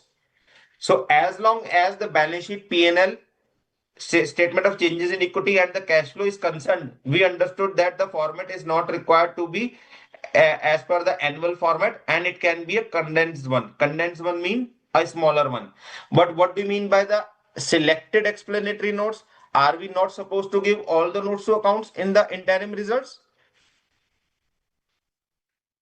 No, sir. Whatever the management feel it is a important explanatory note, only those note and the particular quarter period, if they decided anything to be disclosed, then that can be disclosed. So selected explanatory notes means all those notes which management believes that they are important to give in the quarterly results, so that users of the financial statements will become aware about the financial position and financial performance well. And if we don't give these notes, then it will be a obscuring of the information, right? So all those notes are important and hence needs to be given. While while we may not be required to repeat all those disclosures which we have already made in our preceding annual financial report, right? So to avoid any unnecessarily repetition of those notes which are already there in our annual financial statements, we can only give only those selected explanatory notes, which are more recent or related to more recent events or the transactions for this quarter, or are very important for the users of the financial statements to understand the financial results, right? Clear? Yes, sir. Okay. And what is the format content? Format content would be more or less As per Ind AS 1. as per Ind AS 1. Certainly, some of the line items, you can aggregate. So you might not be presenting all the line items as required by the Ind AS 1 format, right? So format could be condensed. So what do you mean by the condensed? For example, each of the headings and the subtotals that were included in the annual financial statements, it should at least include. So what do you mean by each of the headings? For example, non-current asset, non-current liability, current liability, right? PP&E, investment property, inventory, biological assets. So all these which are, major headings under which, various items are presented, that can be required at a minimum, right? Then selected explanatory notes, as I previously said, and the additional line item or the notes to avoid any misleading. So if management believes that they need to give any additional line item, right, they can include so. For example, suppose in the year end, there were no non-current assets held for sale and discontinued operations under Ind AS 105. But during the quarter, management has established a particular group of assets and liabilities as the disposal group, which they intend to dispose, right? Now, 105 becomes applicable during the quarter, yes or no? Which one, sir? 105, non-current assets held for sale and discontinued operations. Yes, sir, it's applicable, sir. When there is a non-current asset gets for sale, then it will be applicable. Right. Now, because of the change in the circumstances, 105 become applicable during the quarter while it was not applicable at the year end. So when it has become applicable in the quarter, and now we are preparing the quarterly results and the quarterly financial statements, the condensed one. So should we report the non-current assets held for sale on the face of the condensed balance sheet? Yes or no? Yes, sir, it has to be presented. It has to be presented, right? So what we understood, so whatever is belonging strictly to the quarter, that has to be taken care, right, in the form of presentation if the specific standard requires a separate presentation, as well as the notes to accounts or disclosures around that transaction or the event which has occurred in the quarter, right? Rather than simply repeating the repetitive notes to accounts which we have already given in our annual financial statements, and there is no further change or movement on that. Clear? Yes, sir. And then when we are preparing the condensed profit and loss statement, should we present the basic earning per share and diluted earning per share in that as well or not? Yes, sir, it has to be done. It has to be done because now we are presenting the quarterly. So quarterly EPS, quarterly diluted earning per share needs to be presented. Significant event and transactions. So if there are any important events occurred during the quarter, so those needs to be covered by way of disclosures. Yes. If there are any significant transactions which have occurred during the quarter, so those needs to be recorded within that quarter itself. Yes. Can we postpone or prepone the recording of these transactions? No. Can we split the transactions over the multiple quarters to avoid the big impact in one quarter? No. Right? So no teaming leading is permissible. Whatever belongs to a particular quarter has to be recorded in that very quarter. No choice available. Clear? Yes, sir. So what the standard says, in case of significant event transactions, include in the interim financial report an explanation of all those events and the transactions that are significant to an understanding of the change in the financial position and performance of the entity since the end of the last financial reporting or last annual financial reporting, right? Information disclosed in relation to those events and transactions shall update the relevant information presented in the most recent annual financial report. What could be the possible significant events? So this is the exclusive list or this is the suggestive list? Suggestive list. Suggestive list only, because there can never be exhaustive or exclusive list. What are the examples of these events? Write down of inventories, reversal of any provision which was recorded earlier, acquisition or disposal of any machineries, property, plant and equipment or fixed assets, commitments for purchase of new property, plant and equipment, litigation which were there outstanding, now settled, court order arrived, correction of the prior period errors, changes in the business economic circumstances that affect the fair value of the financial assets or liabilities, right? Loan default, breach of covenant, related party transaction, transfers between fair value hierarchy from level 1 to 2 or 3 and vice versa, changes in the classification of the financial assets as a result of change in the purpose of those assets, right? And changes in the contingent liability. So all these items, now while we were reading all these items, are we able to make a sense that yes, if there is any such item or transaction is occurring in the quarter, that needs to be well recorded and well disclosed in the notes of the quarter? Yes, sir. I have one query, sir. The word is Haji. significant is replaced by the materiality. Where is that only applicable for India's one or other standard as well? It is applicable for Ind AS 1 for the accounting policies. So Okay. material accounting policies needs to be disclosed. Okay, not significant. Yeah, not Okay. significant. Okay. Right? Only So with respect to accounting significant word policy. is replaced by the material word under the Ind AS 1 India's one with respect to accounting policy. with respect to accounting policies only, Okay, fine, sir. Got it. right? And some other disclosures. What are the other disclosures which are required by this standard? So these will be given either in the interim financial statements or incorporated by cross reference from the interim financial statements to some other financial statements, such as management commentary or the risk report. And what these disclosures are: statements should be available to the users of the financial statements on the same terms as the interim financial statements at the same time. Otherwise, the interim financial statements shall be considered as incomplete. So if there are any other disclosures which are given in some other management commentary or other document which is not part and parcel of the interim financial report, then they can be cross referenced with the interim financial statements or report rather than repeating the same. But it can be done only if that other statement is also made available along with the interim financial results.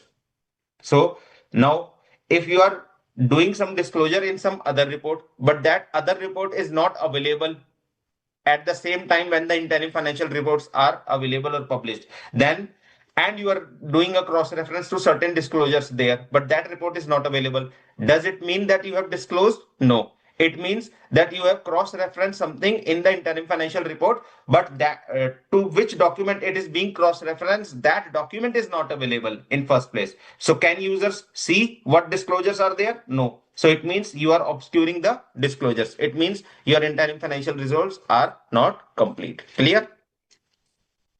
Yes, sir. Clear, sir. Okay. And what are the components? The balance sheet, the profit and loss, the statement of changes in equity, and the statement of cash flows, and the selected explanatory notes. Right? Clear? So again, these are the terms which you can read. Now let's move to the practical questions.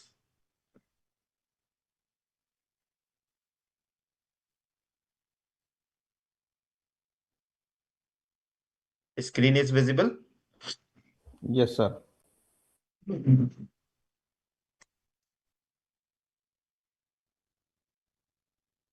Okay. So this is the question one.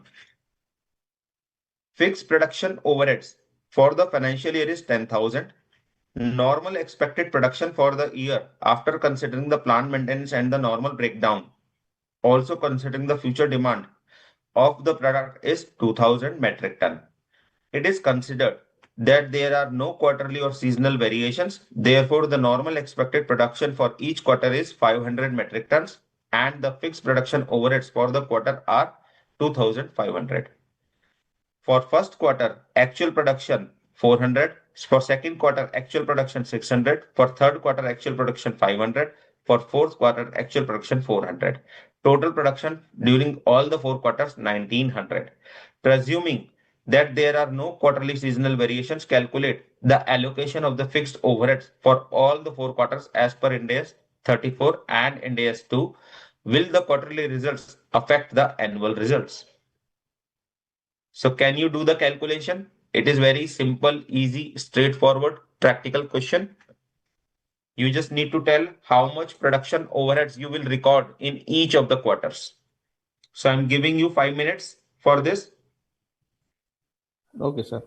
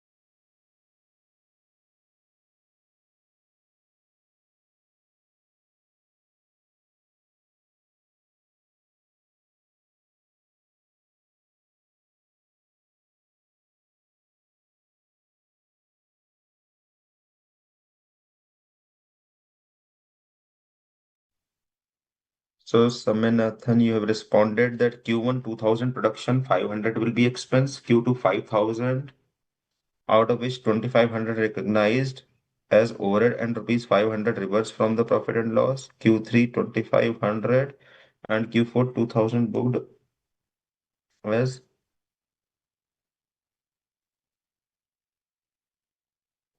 charge to P&L account, total overhead 9500, expense to the profit and loss account 500 for the full year.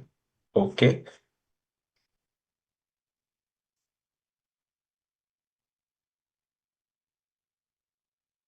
Lavanya has also responded. Her answer is Q1 2000, Q2 5000, Q3 7500, and Q4 9500. Okay.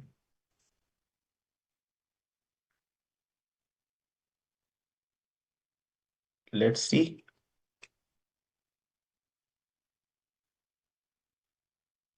If it is considered that there is no quarterly or seasonal variation, therefore the normal expected production for each quarter ideally should have been how much? 500 metric tons.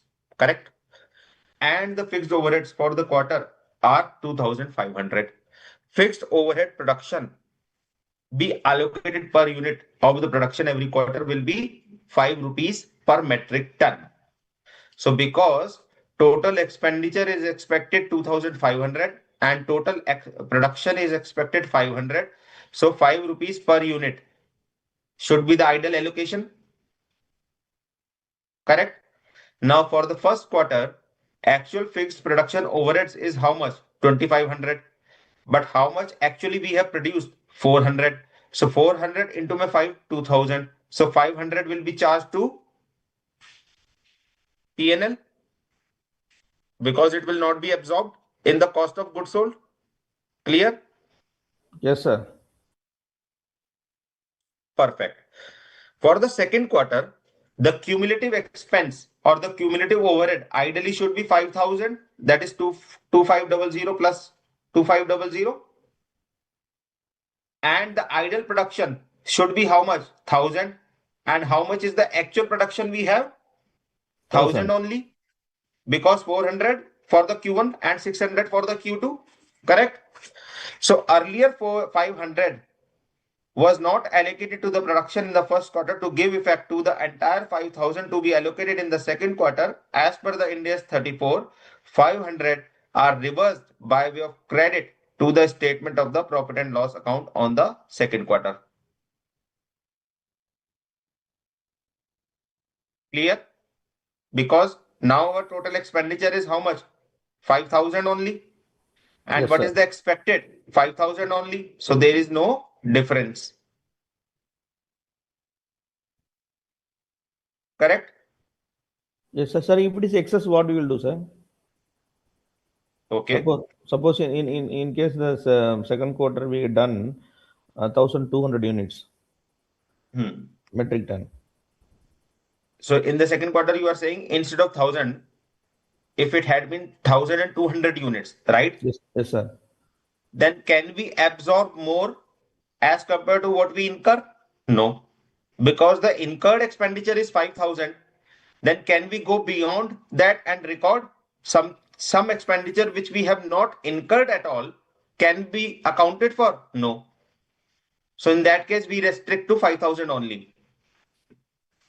No, okay, sir. Okay, sir. Index 2 also is talk about that only, right? Yeah, Ind AS 2 comes into play in that case, right? Yes, sir. Yes, sir. Then the third quarter, idle production 7,500, right? But production overhead cost, and production is how much? 1,500 only. So no further adjustment required. Correct? Yes, sir. And in the fourth quarter, total expense is 10,000. But how much total? We are producing 1,900. So 9,500 could only be absorbed. So remaining 500 will go to the Expenses, profit and loss account. expenses, P&L. Correct? So this is how for each of the quarters we are going to record this absorption. Right?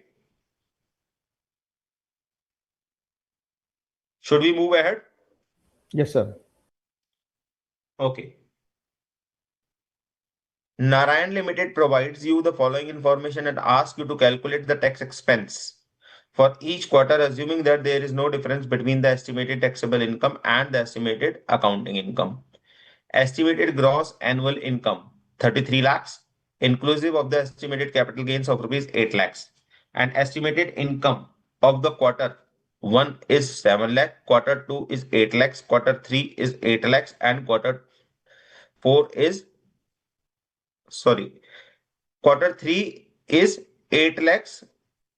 Estimated gross in estimated income for the quarter 1 is 7 lakh, quarter 2 is 8 lakh, quarter 3 including estimated capital gains of rupees 8 lakh is 12 lakh, right? So out of the 12 lakh, 8 lakh is the capital gain.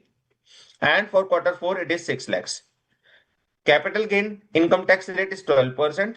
Other income tax rate is 30% up to 5 lakh, and beyond that 40%.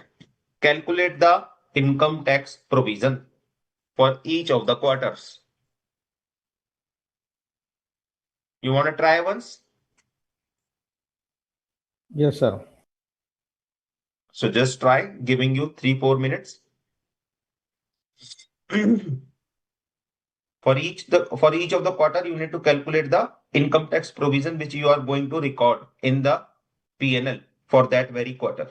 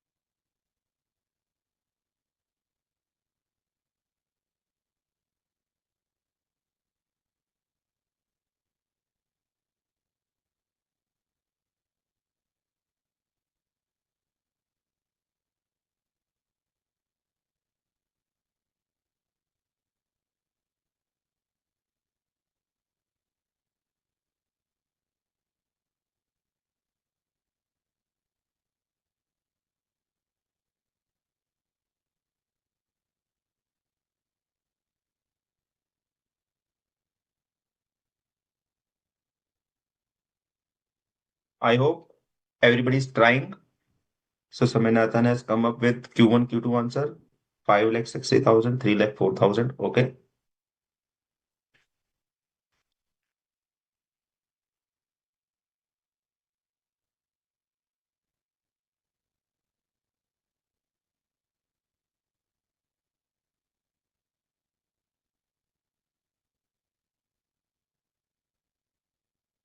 Q3, 4,16,000. Okay.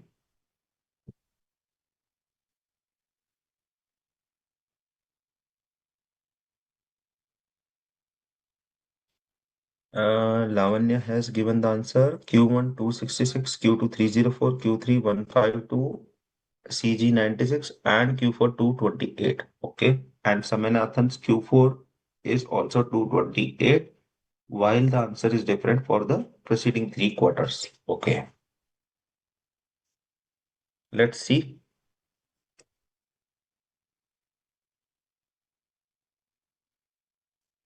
So first of all, we will read what's the standard requirement is.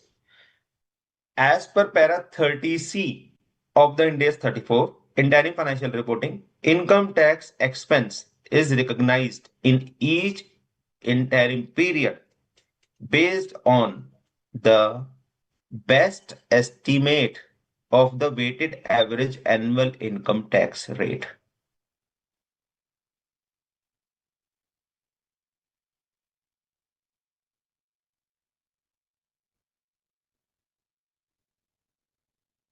Right? Why I've made these 5 stars? Because we have to remember this aspect and we shouldn't be forgetting this. If we forget this, we will again be mistaken on this question, which is ultra simple and would have fetched us the full marks. Just because of a slight mistake, we are losing all the marks. What does this statement means?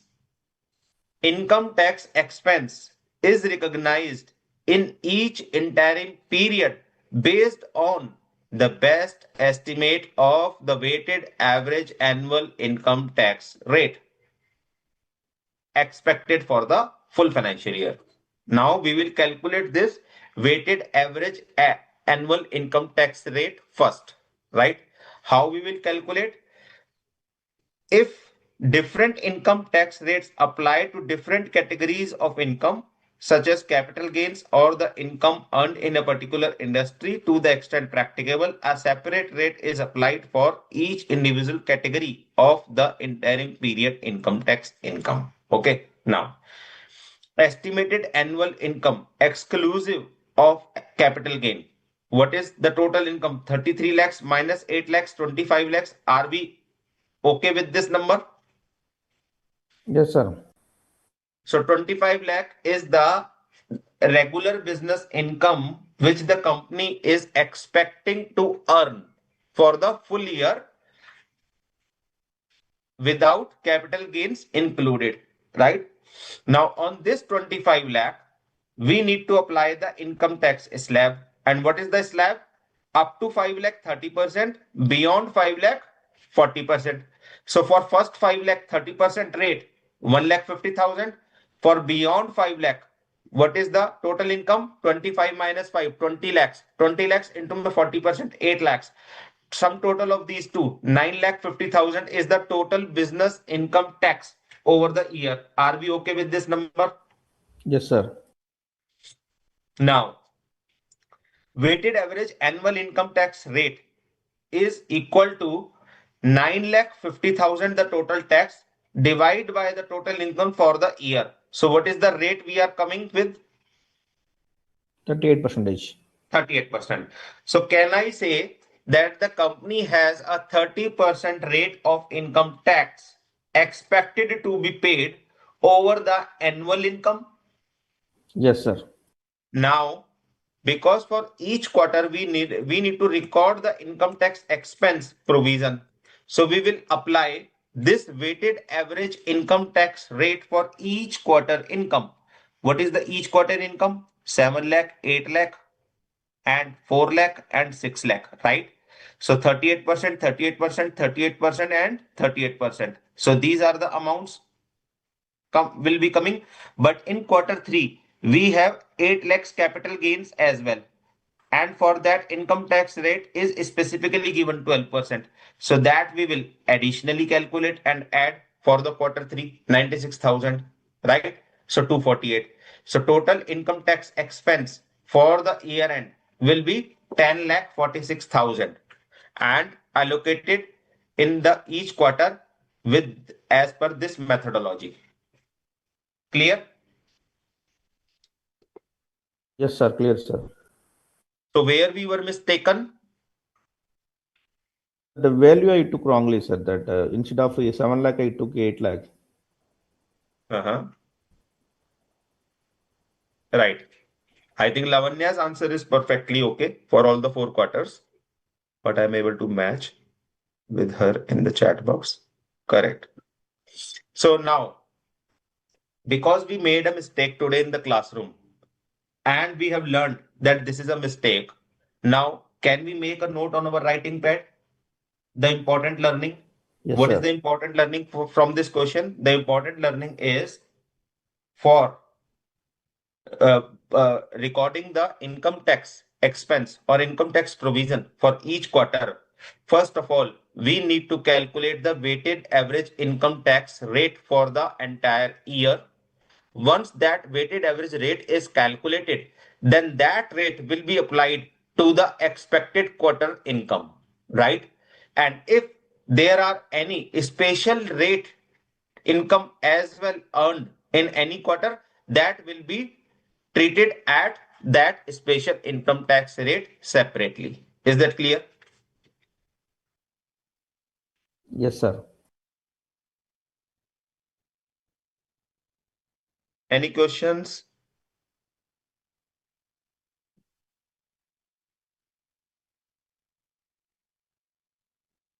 No, sir. Clear, sir, from my side. Perfect. Question number 3. An entity responds reports quarterly earns of rupees 1,50,000 pre-tax profit in the first quarter, but expects to incur losses 50,000 each in the remaining 3 quarters. The entity operates in the jurisdiction which is estimated to have the income tax rate of 30%. The management believes that since the entity has the zero income for the year end, its income tax expense for the full year will anyway be zero. So management wants to avoid the recording of the income tax provision for the quarters. So whether management views are correct or not. If not, then calculate the tax expense for each of the quarter. What do you think? Not correct, sir. Not correct? So how we will go and calculate the provision of income tax for this company? Sir, for Q1, 1,50,000 into 30%, it will 45,000 is the tax. And for when it comes to Q2, it's a 50,000 minus into 30% minus 15,000. Same way for second, third and fourth. Okay.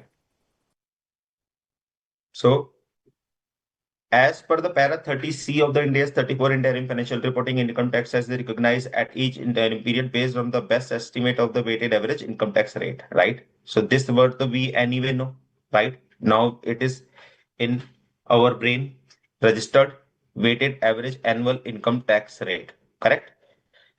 Accordingly, the management's contention that since the net income for the year will be zero, so no income tax expense ideally should be required to be recorded in any of the quarters because for the year end it is anyway zero is not correct. So this contention of the management is not correct.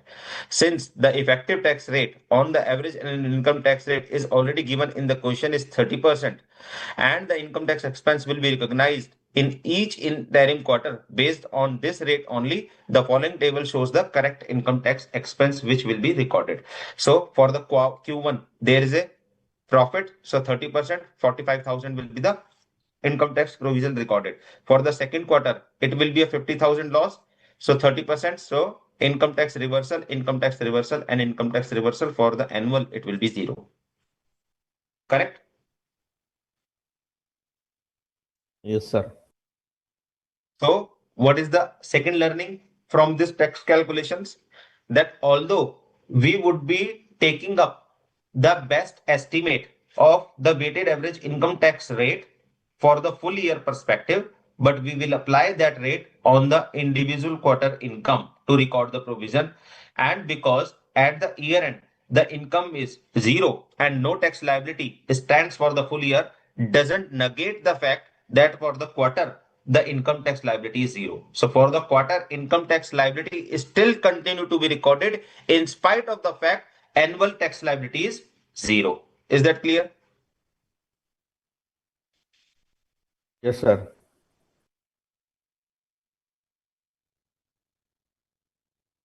Okay. Let's do this question. An entity's accounting year ends is 31st December, but its tax year ends 31st March. The entity publishes an interim financial report for each quarter ended 31st December 19. The entity's profit before tax is steady at 10,000 each quarter, and the estimated effective tax rate is 25% for each year ended. 31st March 2019 is 30%. For the year ended 31st March 2020. So, two tax rates. For the year end 19, the tax rate is 25%. For the year end 20, the tax rate is 30%. And company expects to earn 10,000 each quarter. Company has the calendar year as the financial year, but the tax year is anyway in India 31st March, right? How the tax expense for each of the quarters for the year end 2019 will be calculated. Do you want to do the calculations quickly? Yes, sir.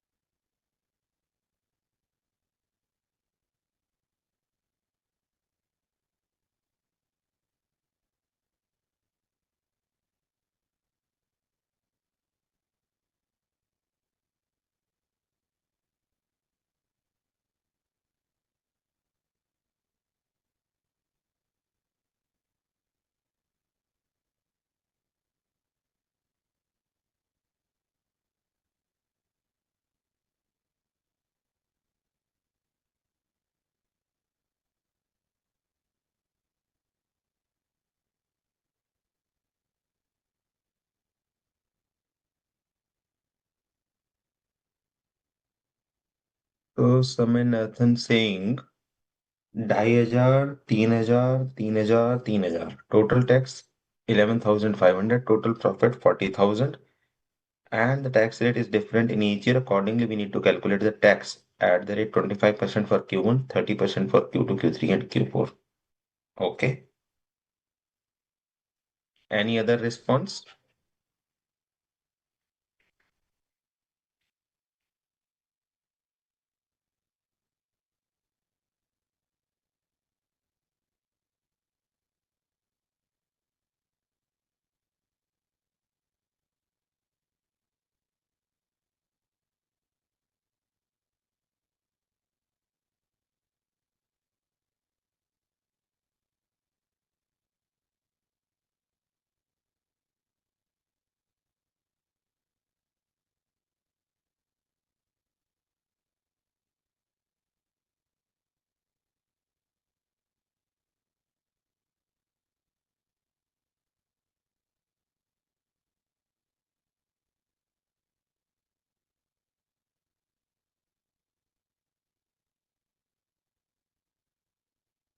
Any other answer?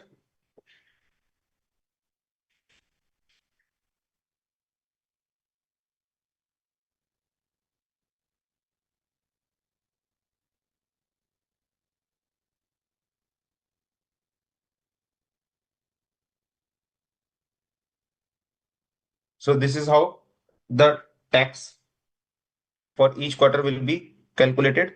So for the quarter ended 31st March 19, profit before tax is 10,000. So anyway, for all the 4 quarters, profit is anyway 10,000, right? So for the year it is 40,000, right? Now, how the tax will be calculated? For the year end 31st March 19, the tax rate is 25%. But for the June, September and December, the tax rate is how much? 30%, right? So 7,500 and 7,000, 7,000, 7,000 would be the net profit after tax. So what is the total charge of income tax? 11,500 for each of the quarters of total up for the year, right? So for the first quarter, it will be 25%. For the remaining quarters, it will be 30%. Clear? Since the entity's accounting year is not same as the tax year, more than one tax rate might apply during the accounting year. Accordingly, the entity should apply the effective tax rate for each interim period to the pre-tax result for that period, right? Because we get the tax rates notified in every budget, right? For the financial year, but company's financial year is not coinciding with the reporting year. That's why 2 years tax rates needs to be used to those quarters who are falling within those respective years. Clear? Yes, sir. When the company is also applying the same accounting year, then there is no issue. Yeah. So we have to be very careful about the income tax expense calculation during the interim financial results, right?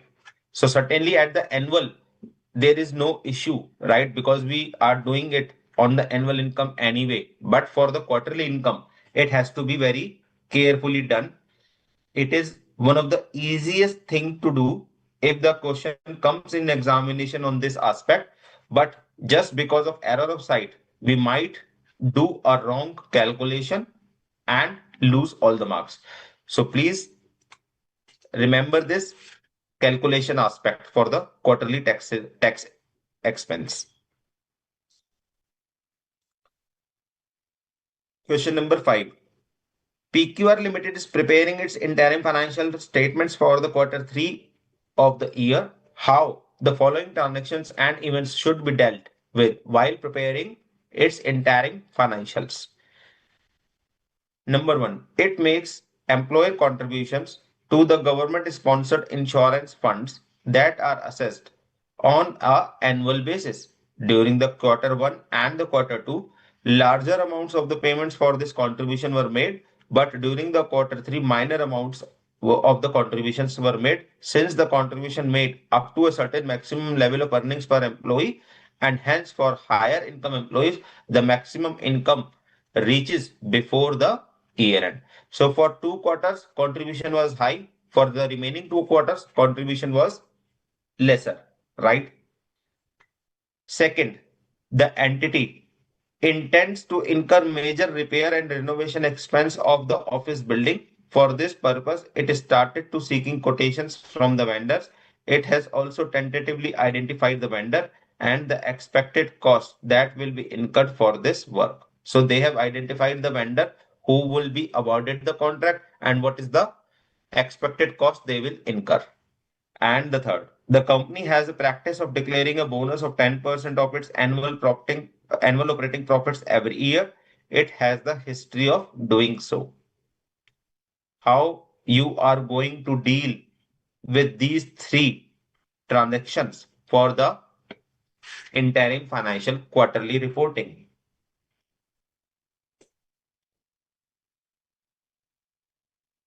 Discuss. So you can talk. What is your thought?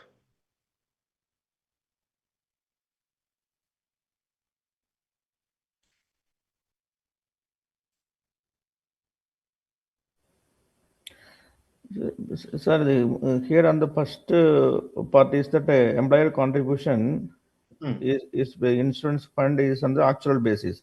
See, they put the management expert to calculate the annual basis. They will ascertain it accordingly for whole year the annual rate. How we put that best estimated weighted average rate for annual basis. Likewise, we have to put the best average rate for this. Accordingly, for each quarter, that expenses to be booked for the each quarter. But in this case, that larger amount is one quarter and another quarter is not appropriate. It has to use the average rate. Okay. So you are saying for the first one, instead of recording the contributions basis on the actual amounts, we need to calculate the average uh, rate, and accordingly we need to recognize. Correct? Correct, sir. That's what I'm saying. Yeah. Okay. Second one.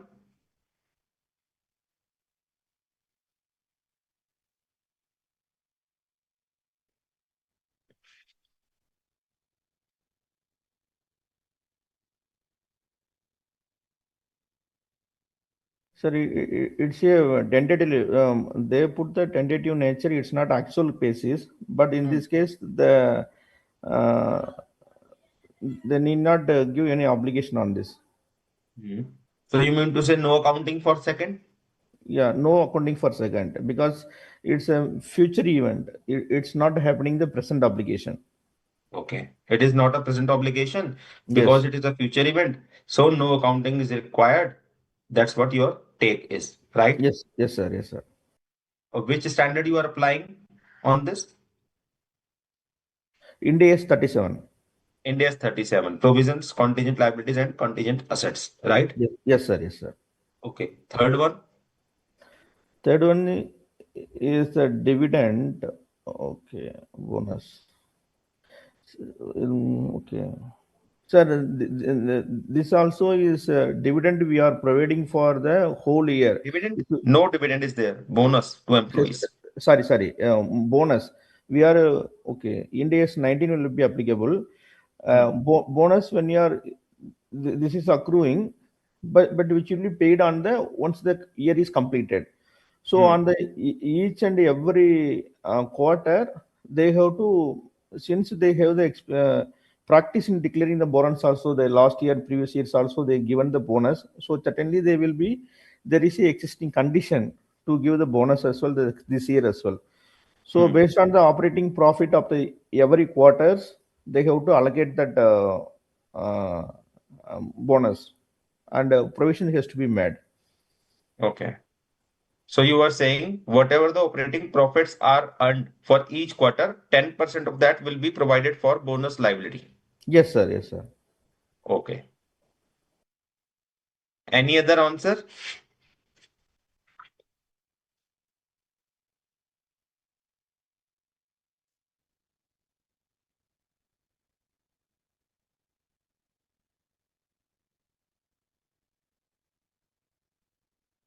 Any difference of opinion or same? Same. Okay. Let's see. Paragraph 28 of India's 34 Interim Financial Reporting states that an entity shall apply the same accounting recognition and measurement principle in its interim financial statement that are applied in its annual financial statements, right? Further, paragraph 32 and 33 of India's 34 Interim Financial Reporting states that for assets, the same test of the future economic benefits apply at the interim dates as at the end of the financial year. Cost that by their nature would not qualify for assets at the year end will also not qualify for interim dates either. Similarly, a liability at the end of the interim reporting period must represent an existing obligation at that date, just as it must at the end of the annual period. An essential characteristics of the income and revenue and the expense is that the related inflows and outflows of the assets and liabilities have already been taken place. If those inflows or outflows have taken place, the related revenue or expense are recognized, otherwise not. The conceptual framework does not allow the recognition of the items in the balance sheet which do not meet the definition of the assets and liabilities, right? So this is the general knowledge, right? Which we know when the asset and liability needs to be recorded, right? Now, considering the above guidance, while preparing the interim financials, the transactions and the events of the given case are dealt as follows. Number one, in the case of the employer, contributions to the government sponsored insurance funds are assessed on an annual basis. The employer's related expense is recognized using the estimated average annual effective contribution rate in its financial statements. Even though the large portion of the payments have been made earlier and the smaller portions later on. Accordingly, it should work out as an average effective contribution rate and account for the same accordingly in its interim financials. So, are we correct on this?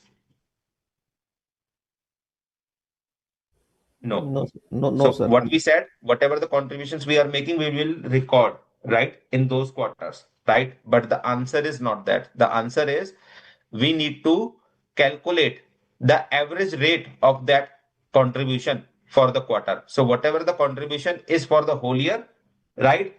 So it is to be done in the same fashion as we were doing the income tax, correct? Yes, sir. Because these contributions are made in advance for the next quarter. So this is an advance payment. So for example, if the contributions for the entire year is expected to be say 20,000, okay, but the company has paid say 9,000 in Q1, right? 6,000 in Q2, then 3,000 in Q3, and then 2,000 in Q4. Now, the ideal approach everybody would have thought of is whatever we are paying for that very quarter should be the expense for that quarter, right?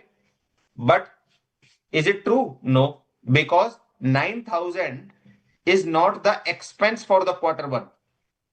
It has two components. One is the expense for the quarter one, and second, the advance for Next quarter. next or remaining quarters, right? Now, the advance payment for the remaining quarters should be considered as the expense of this quarter? No. No. So hence we need to apply the average rate, correct? Yes, sir. Second one, the cost of the planned overall expenditure that is expected to occur in the later part of the year is not anticipated for the interim reporting purposes unless the event has caused the entity to have the legal or the constructive obligation. The mere intention to do something in future does not result into expenditure, correct? Yes, sir. Suppose you wanted to buy a mobile phone in June, then are you saying that you have incurred the expenditure for that mobile phone today? No, sir. No. So when you actually place the order, then only you will incur the expense, right? Because you have not yet placed the order, you are not getting the mobile purchase today. So how can you record the mobile phone in your books of accounts today? No. Same applies to the repair and maintenance expenditure. So if you are not incurring the repair maintenance during the current quarter, you are simply planning to do some repair maintenance in the next quarter, then can you record the expenditure saying that provision for the repair maintenance? No. Provision for repair and maintenance can never be recorded. Repair maintenance expenses are recorded once they are incurred. Clear? Sir, I cannot claim a CA now unless otherwise I clear the exam. Sorry? See, I cannot claim a CA now unless otherwise I clear the examination. Right, right. Correct. And the third one, a bonus, which is generally paid by the company at the year end at the rate of 10% of the operating profits for the year end every year, is a legal obligation or constructive obligation? Yeah, it is a constructive obligation. It is a constructive obligation unless and until it is stated on the employment letter to the employees when the employees were joining the company that they will be paid the bonus, right? Yes, sir. In that case, it is a legal In binding. that case, it becomes contractual obligation, Yes, right? sir. Now, bonus is a legal obligation or the past practice would make the bonus a contractual obligation for which the entity has no realistic alternative but to make the payments. and a reliable estimate of the obligation can be made, Ind AS 19 employee benefits provides the guidance in this regard. A liability for the bonus may arise out of the legal agreement between the company and the employee or the constructive obligation because the company has been paying these bonuses for last many years. So employees draw an expectation that they will be paid the bonus this year as well, right? Because of which no alternative but to discharge the bonus liability, and hence they have incurred a liability, so they need to accrue the same in the financial statements. Bonus liability is accrued in the interim financial statements on the same basis as they are accrued for the annual financial statements. In the instant case, bonus liability of the 10% of the operating profits for the year to date may be accrued. In the given case, since the company has past record of declaring the bonus every year the same way, the accruing the bonus using the reasonable estimate, applying the principles of Ind AS 90 while preparing its financial statements. So what we are going to do, 10% of the operating profits for the year to date may be recorded. What do you mean by year to date? Year to date means, for example, if the quarterly profit is say 500, then you will record the 10% of 500. How much? 50. 50. Right?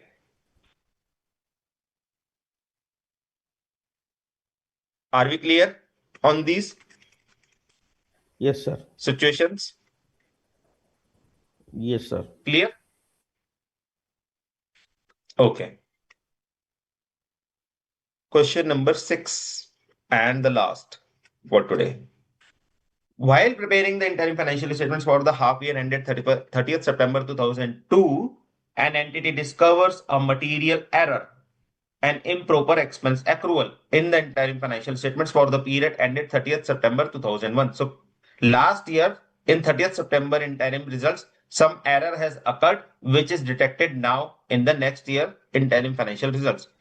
And the annual financial statements for the 31st March 2002, the entity does not intend to reinstate the comparative amounts for the prior period presented in the interim financial statements, as it believes that it would be sufficient to correct the error by restating the comparatives in its annual statements. Hence, let's not do in the interim. So what's the management claim is that they are anyway going to correct it in the annual. So why to correct it in the interim?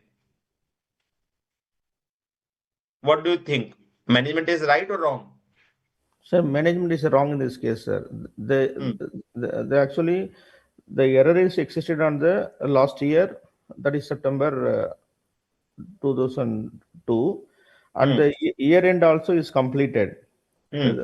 That is 31st March also is completed. Hmm. The earlier years period is completed. Now the next chance is going to happen in March only 2023. But Hmm. now they are working on the September 2002 next period. See, Hmm. in this period, definitely they have to rectify it. They have to correct Hmm. it. They have to incorporate the third balance sheet. Accordingly, they have to close this issue. Hmm. The Right. So, because the ask from the question is whether the management contention is acceptable, discuss in accordance with the relevant Ind AS. Right. So, what are the relevant Ind ASs in this case? So, there are multiple. Ind AS 34 so anyway is there, right? Ind AS 8 will also come into play because it is a prior period error correction. Which standard deals with the error correction? Ind AS 8, 8 change in accounting policies, change in accounting estimates, and and error. prior Paper. period errors, Error. right? What does Ind AS 8 says on this? Whether these needs to be corrected prospectively or retrospectively. Sir, error has to be corrected on the retrospective effect by way of Retrospective, by way of inserting that third balance sheet. Error or fraud. Only two cases they are asking to correct it in the retrospective manner. Otherwise, it is a prospective manner. right? Now, because the ask in the examination is that you need to discuss this and provide your response under the relevant Ind AS. So is it worthwhile to mention the Ind AS number at least, if not the para, Yes, sir. We need to mention the Ind AS number. right? At least, because otherwise the examiner will not be able to understand which Ind AS we have applied. Correct? Yes, sir. So as per the Ind AS 8, it states that an entity shall correct the material prior period errors retrospectively in the first set of the financial statements approved for issue after their discovery. So, as and when the error is identified or discovered, so whichever financial statement is falling first after that discovery date, right, will require correction, and correction has to be retrospective. Now, in this case, the error is identified on which date? 30th September 02. 02. So, which result or financial statements we are preparing after the discovery? The same date? No, we prepared June as well. If this interim, No, if June to we have already prepared, na? already prepared, so we cannot correct that. We have to correct in Right. the September So itself. that is already prepared and published. But now we are preparing the September one and we found that there is an error, right? So do we need to adjust this in the September or we can wait for the annual? That's the question. No, we have to adjust in the September itself. Correct. So we have to adjust in the September itself by reinstating the previous year comparatives as well in this result. And which would be that September 01. Correct? Yes, sir. So why this requirement, or from where this requirement is coming? This paragraph. So let's read this again. Paragraph 42 of Ind AS 8 inter alia states that the entity shall correct. Shall means mandatory, right? Material prior period errors retrospectively in the first set of the financial statements after the discovery. So as and when the error is being discovered, after that, whatever is the first financial statements, whether it is annual, whether it is half year, whether it is quarterly, doesn't matter. Whatever the first financial statement is being prepared and produced needs to correct this error retrospectively. That's the requirement of Ind AS 8. Are we clear on this? Yes, sir. Now, paragraph 28 of Ind AS 34 requires an entity to apply the same accounting policies in its interim financial statements as are applied in the annual financial statements, except for the accounting policy changes, if any, the company has made after the annual financial statements were published, right? Then the new accounting policy anyway needs to be continued. Now, paragraph 15b of the Ind AS 34 cites corrections of the prior period errors as an example of events or transactions which need to be explained in the entity's interim financial report if they are significant to the understanding of the changes in the financial position and performance of the entity since the end of the last. Now, because we are correcting the error first time, which we have not corrected in the annual report, then it becomes important to explain in the notes to accounts. Yes or no? Yes, sir. Yes. Right? So this requirement is triggering because of which standard? Ind AS 34 para 15b. So this para says that because you have identified the error now, and had it been identified previously, it would have been corrected in the annual financial results of March 02. But by then, because it was not discovered, you have already published the annual financials. Thereafter, you have published the one quarter as well, the June 02. Now in the September 02, you are identifying an error pertaining to September 01. So anyway, as per the para 42 of Ind AS 8, it needs to be corrected in this financial. And as per para 15b, this is requiring a disclosure as well because it is a significant event or the transaction or the material, impact on your interim financial results, which needs to be explained to the users of the financial statements because they don't have any idea about this correction of error if you don't explain this in your notes, right?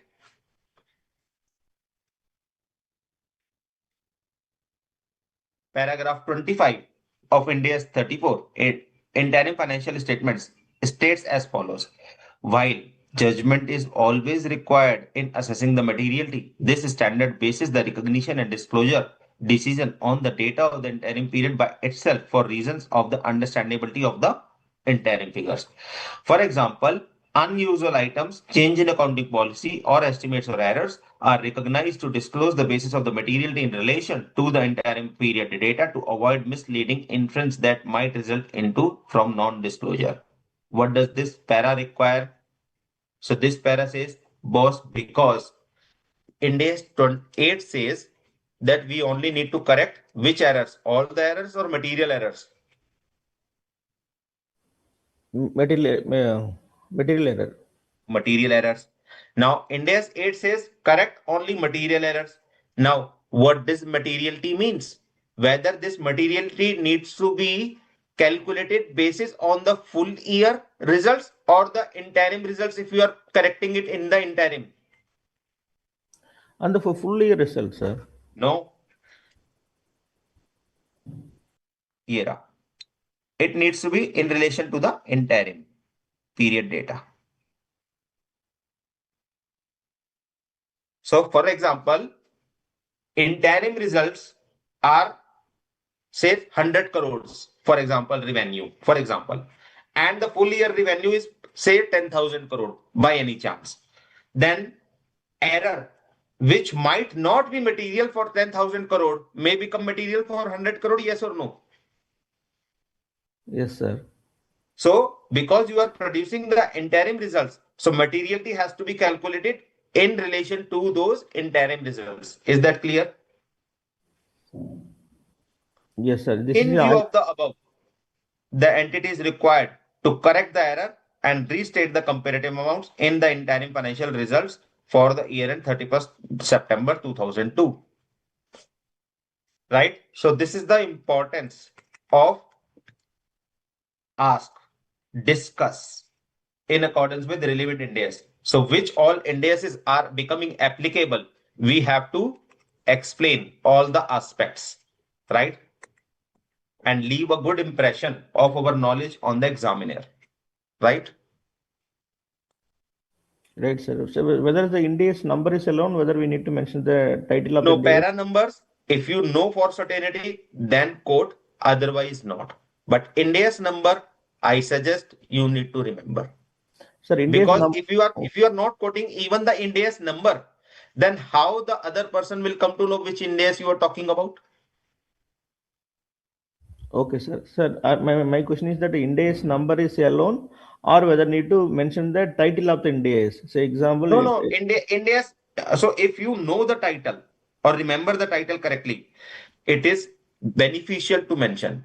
But if you don't know or don't remember or doubt, then at least skip mentioning a wrong title, Oh, okay, sir. right? But Ind AS number is very crucial. If you don't code the Ind AS number as well, then nobody on this planet will ever be able to know which Ind AS you are talking about, right? Right, sir. So that was it from my side. I hope I have tried to cover all the concepts and including all the amendments which are there, and wish you all the very best again for your practice and the examinations.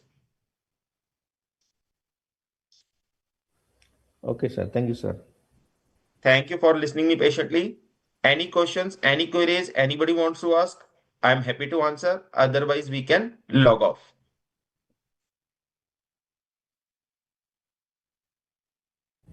No query from my side, sir. Have a great day. Thank you. Have a good day. Bye. Session is over, Ashokji. Thank you.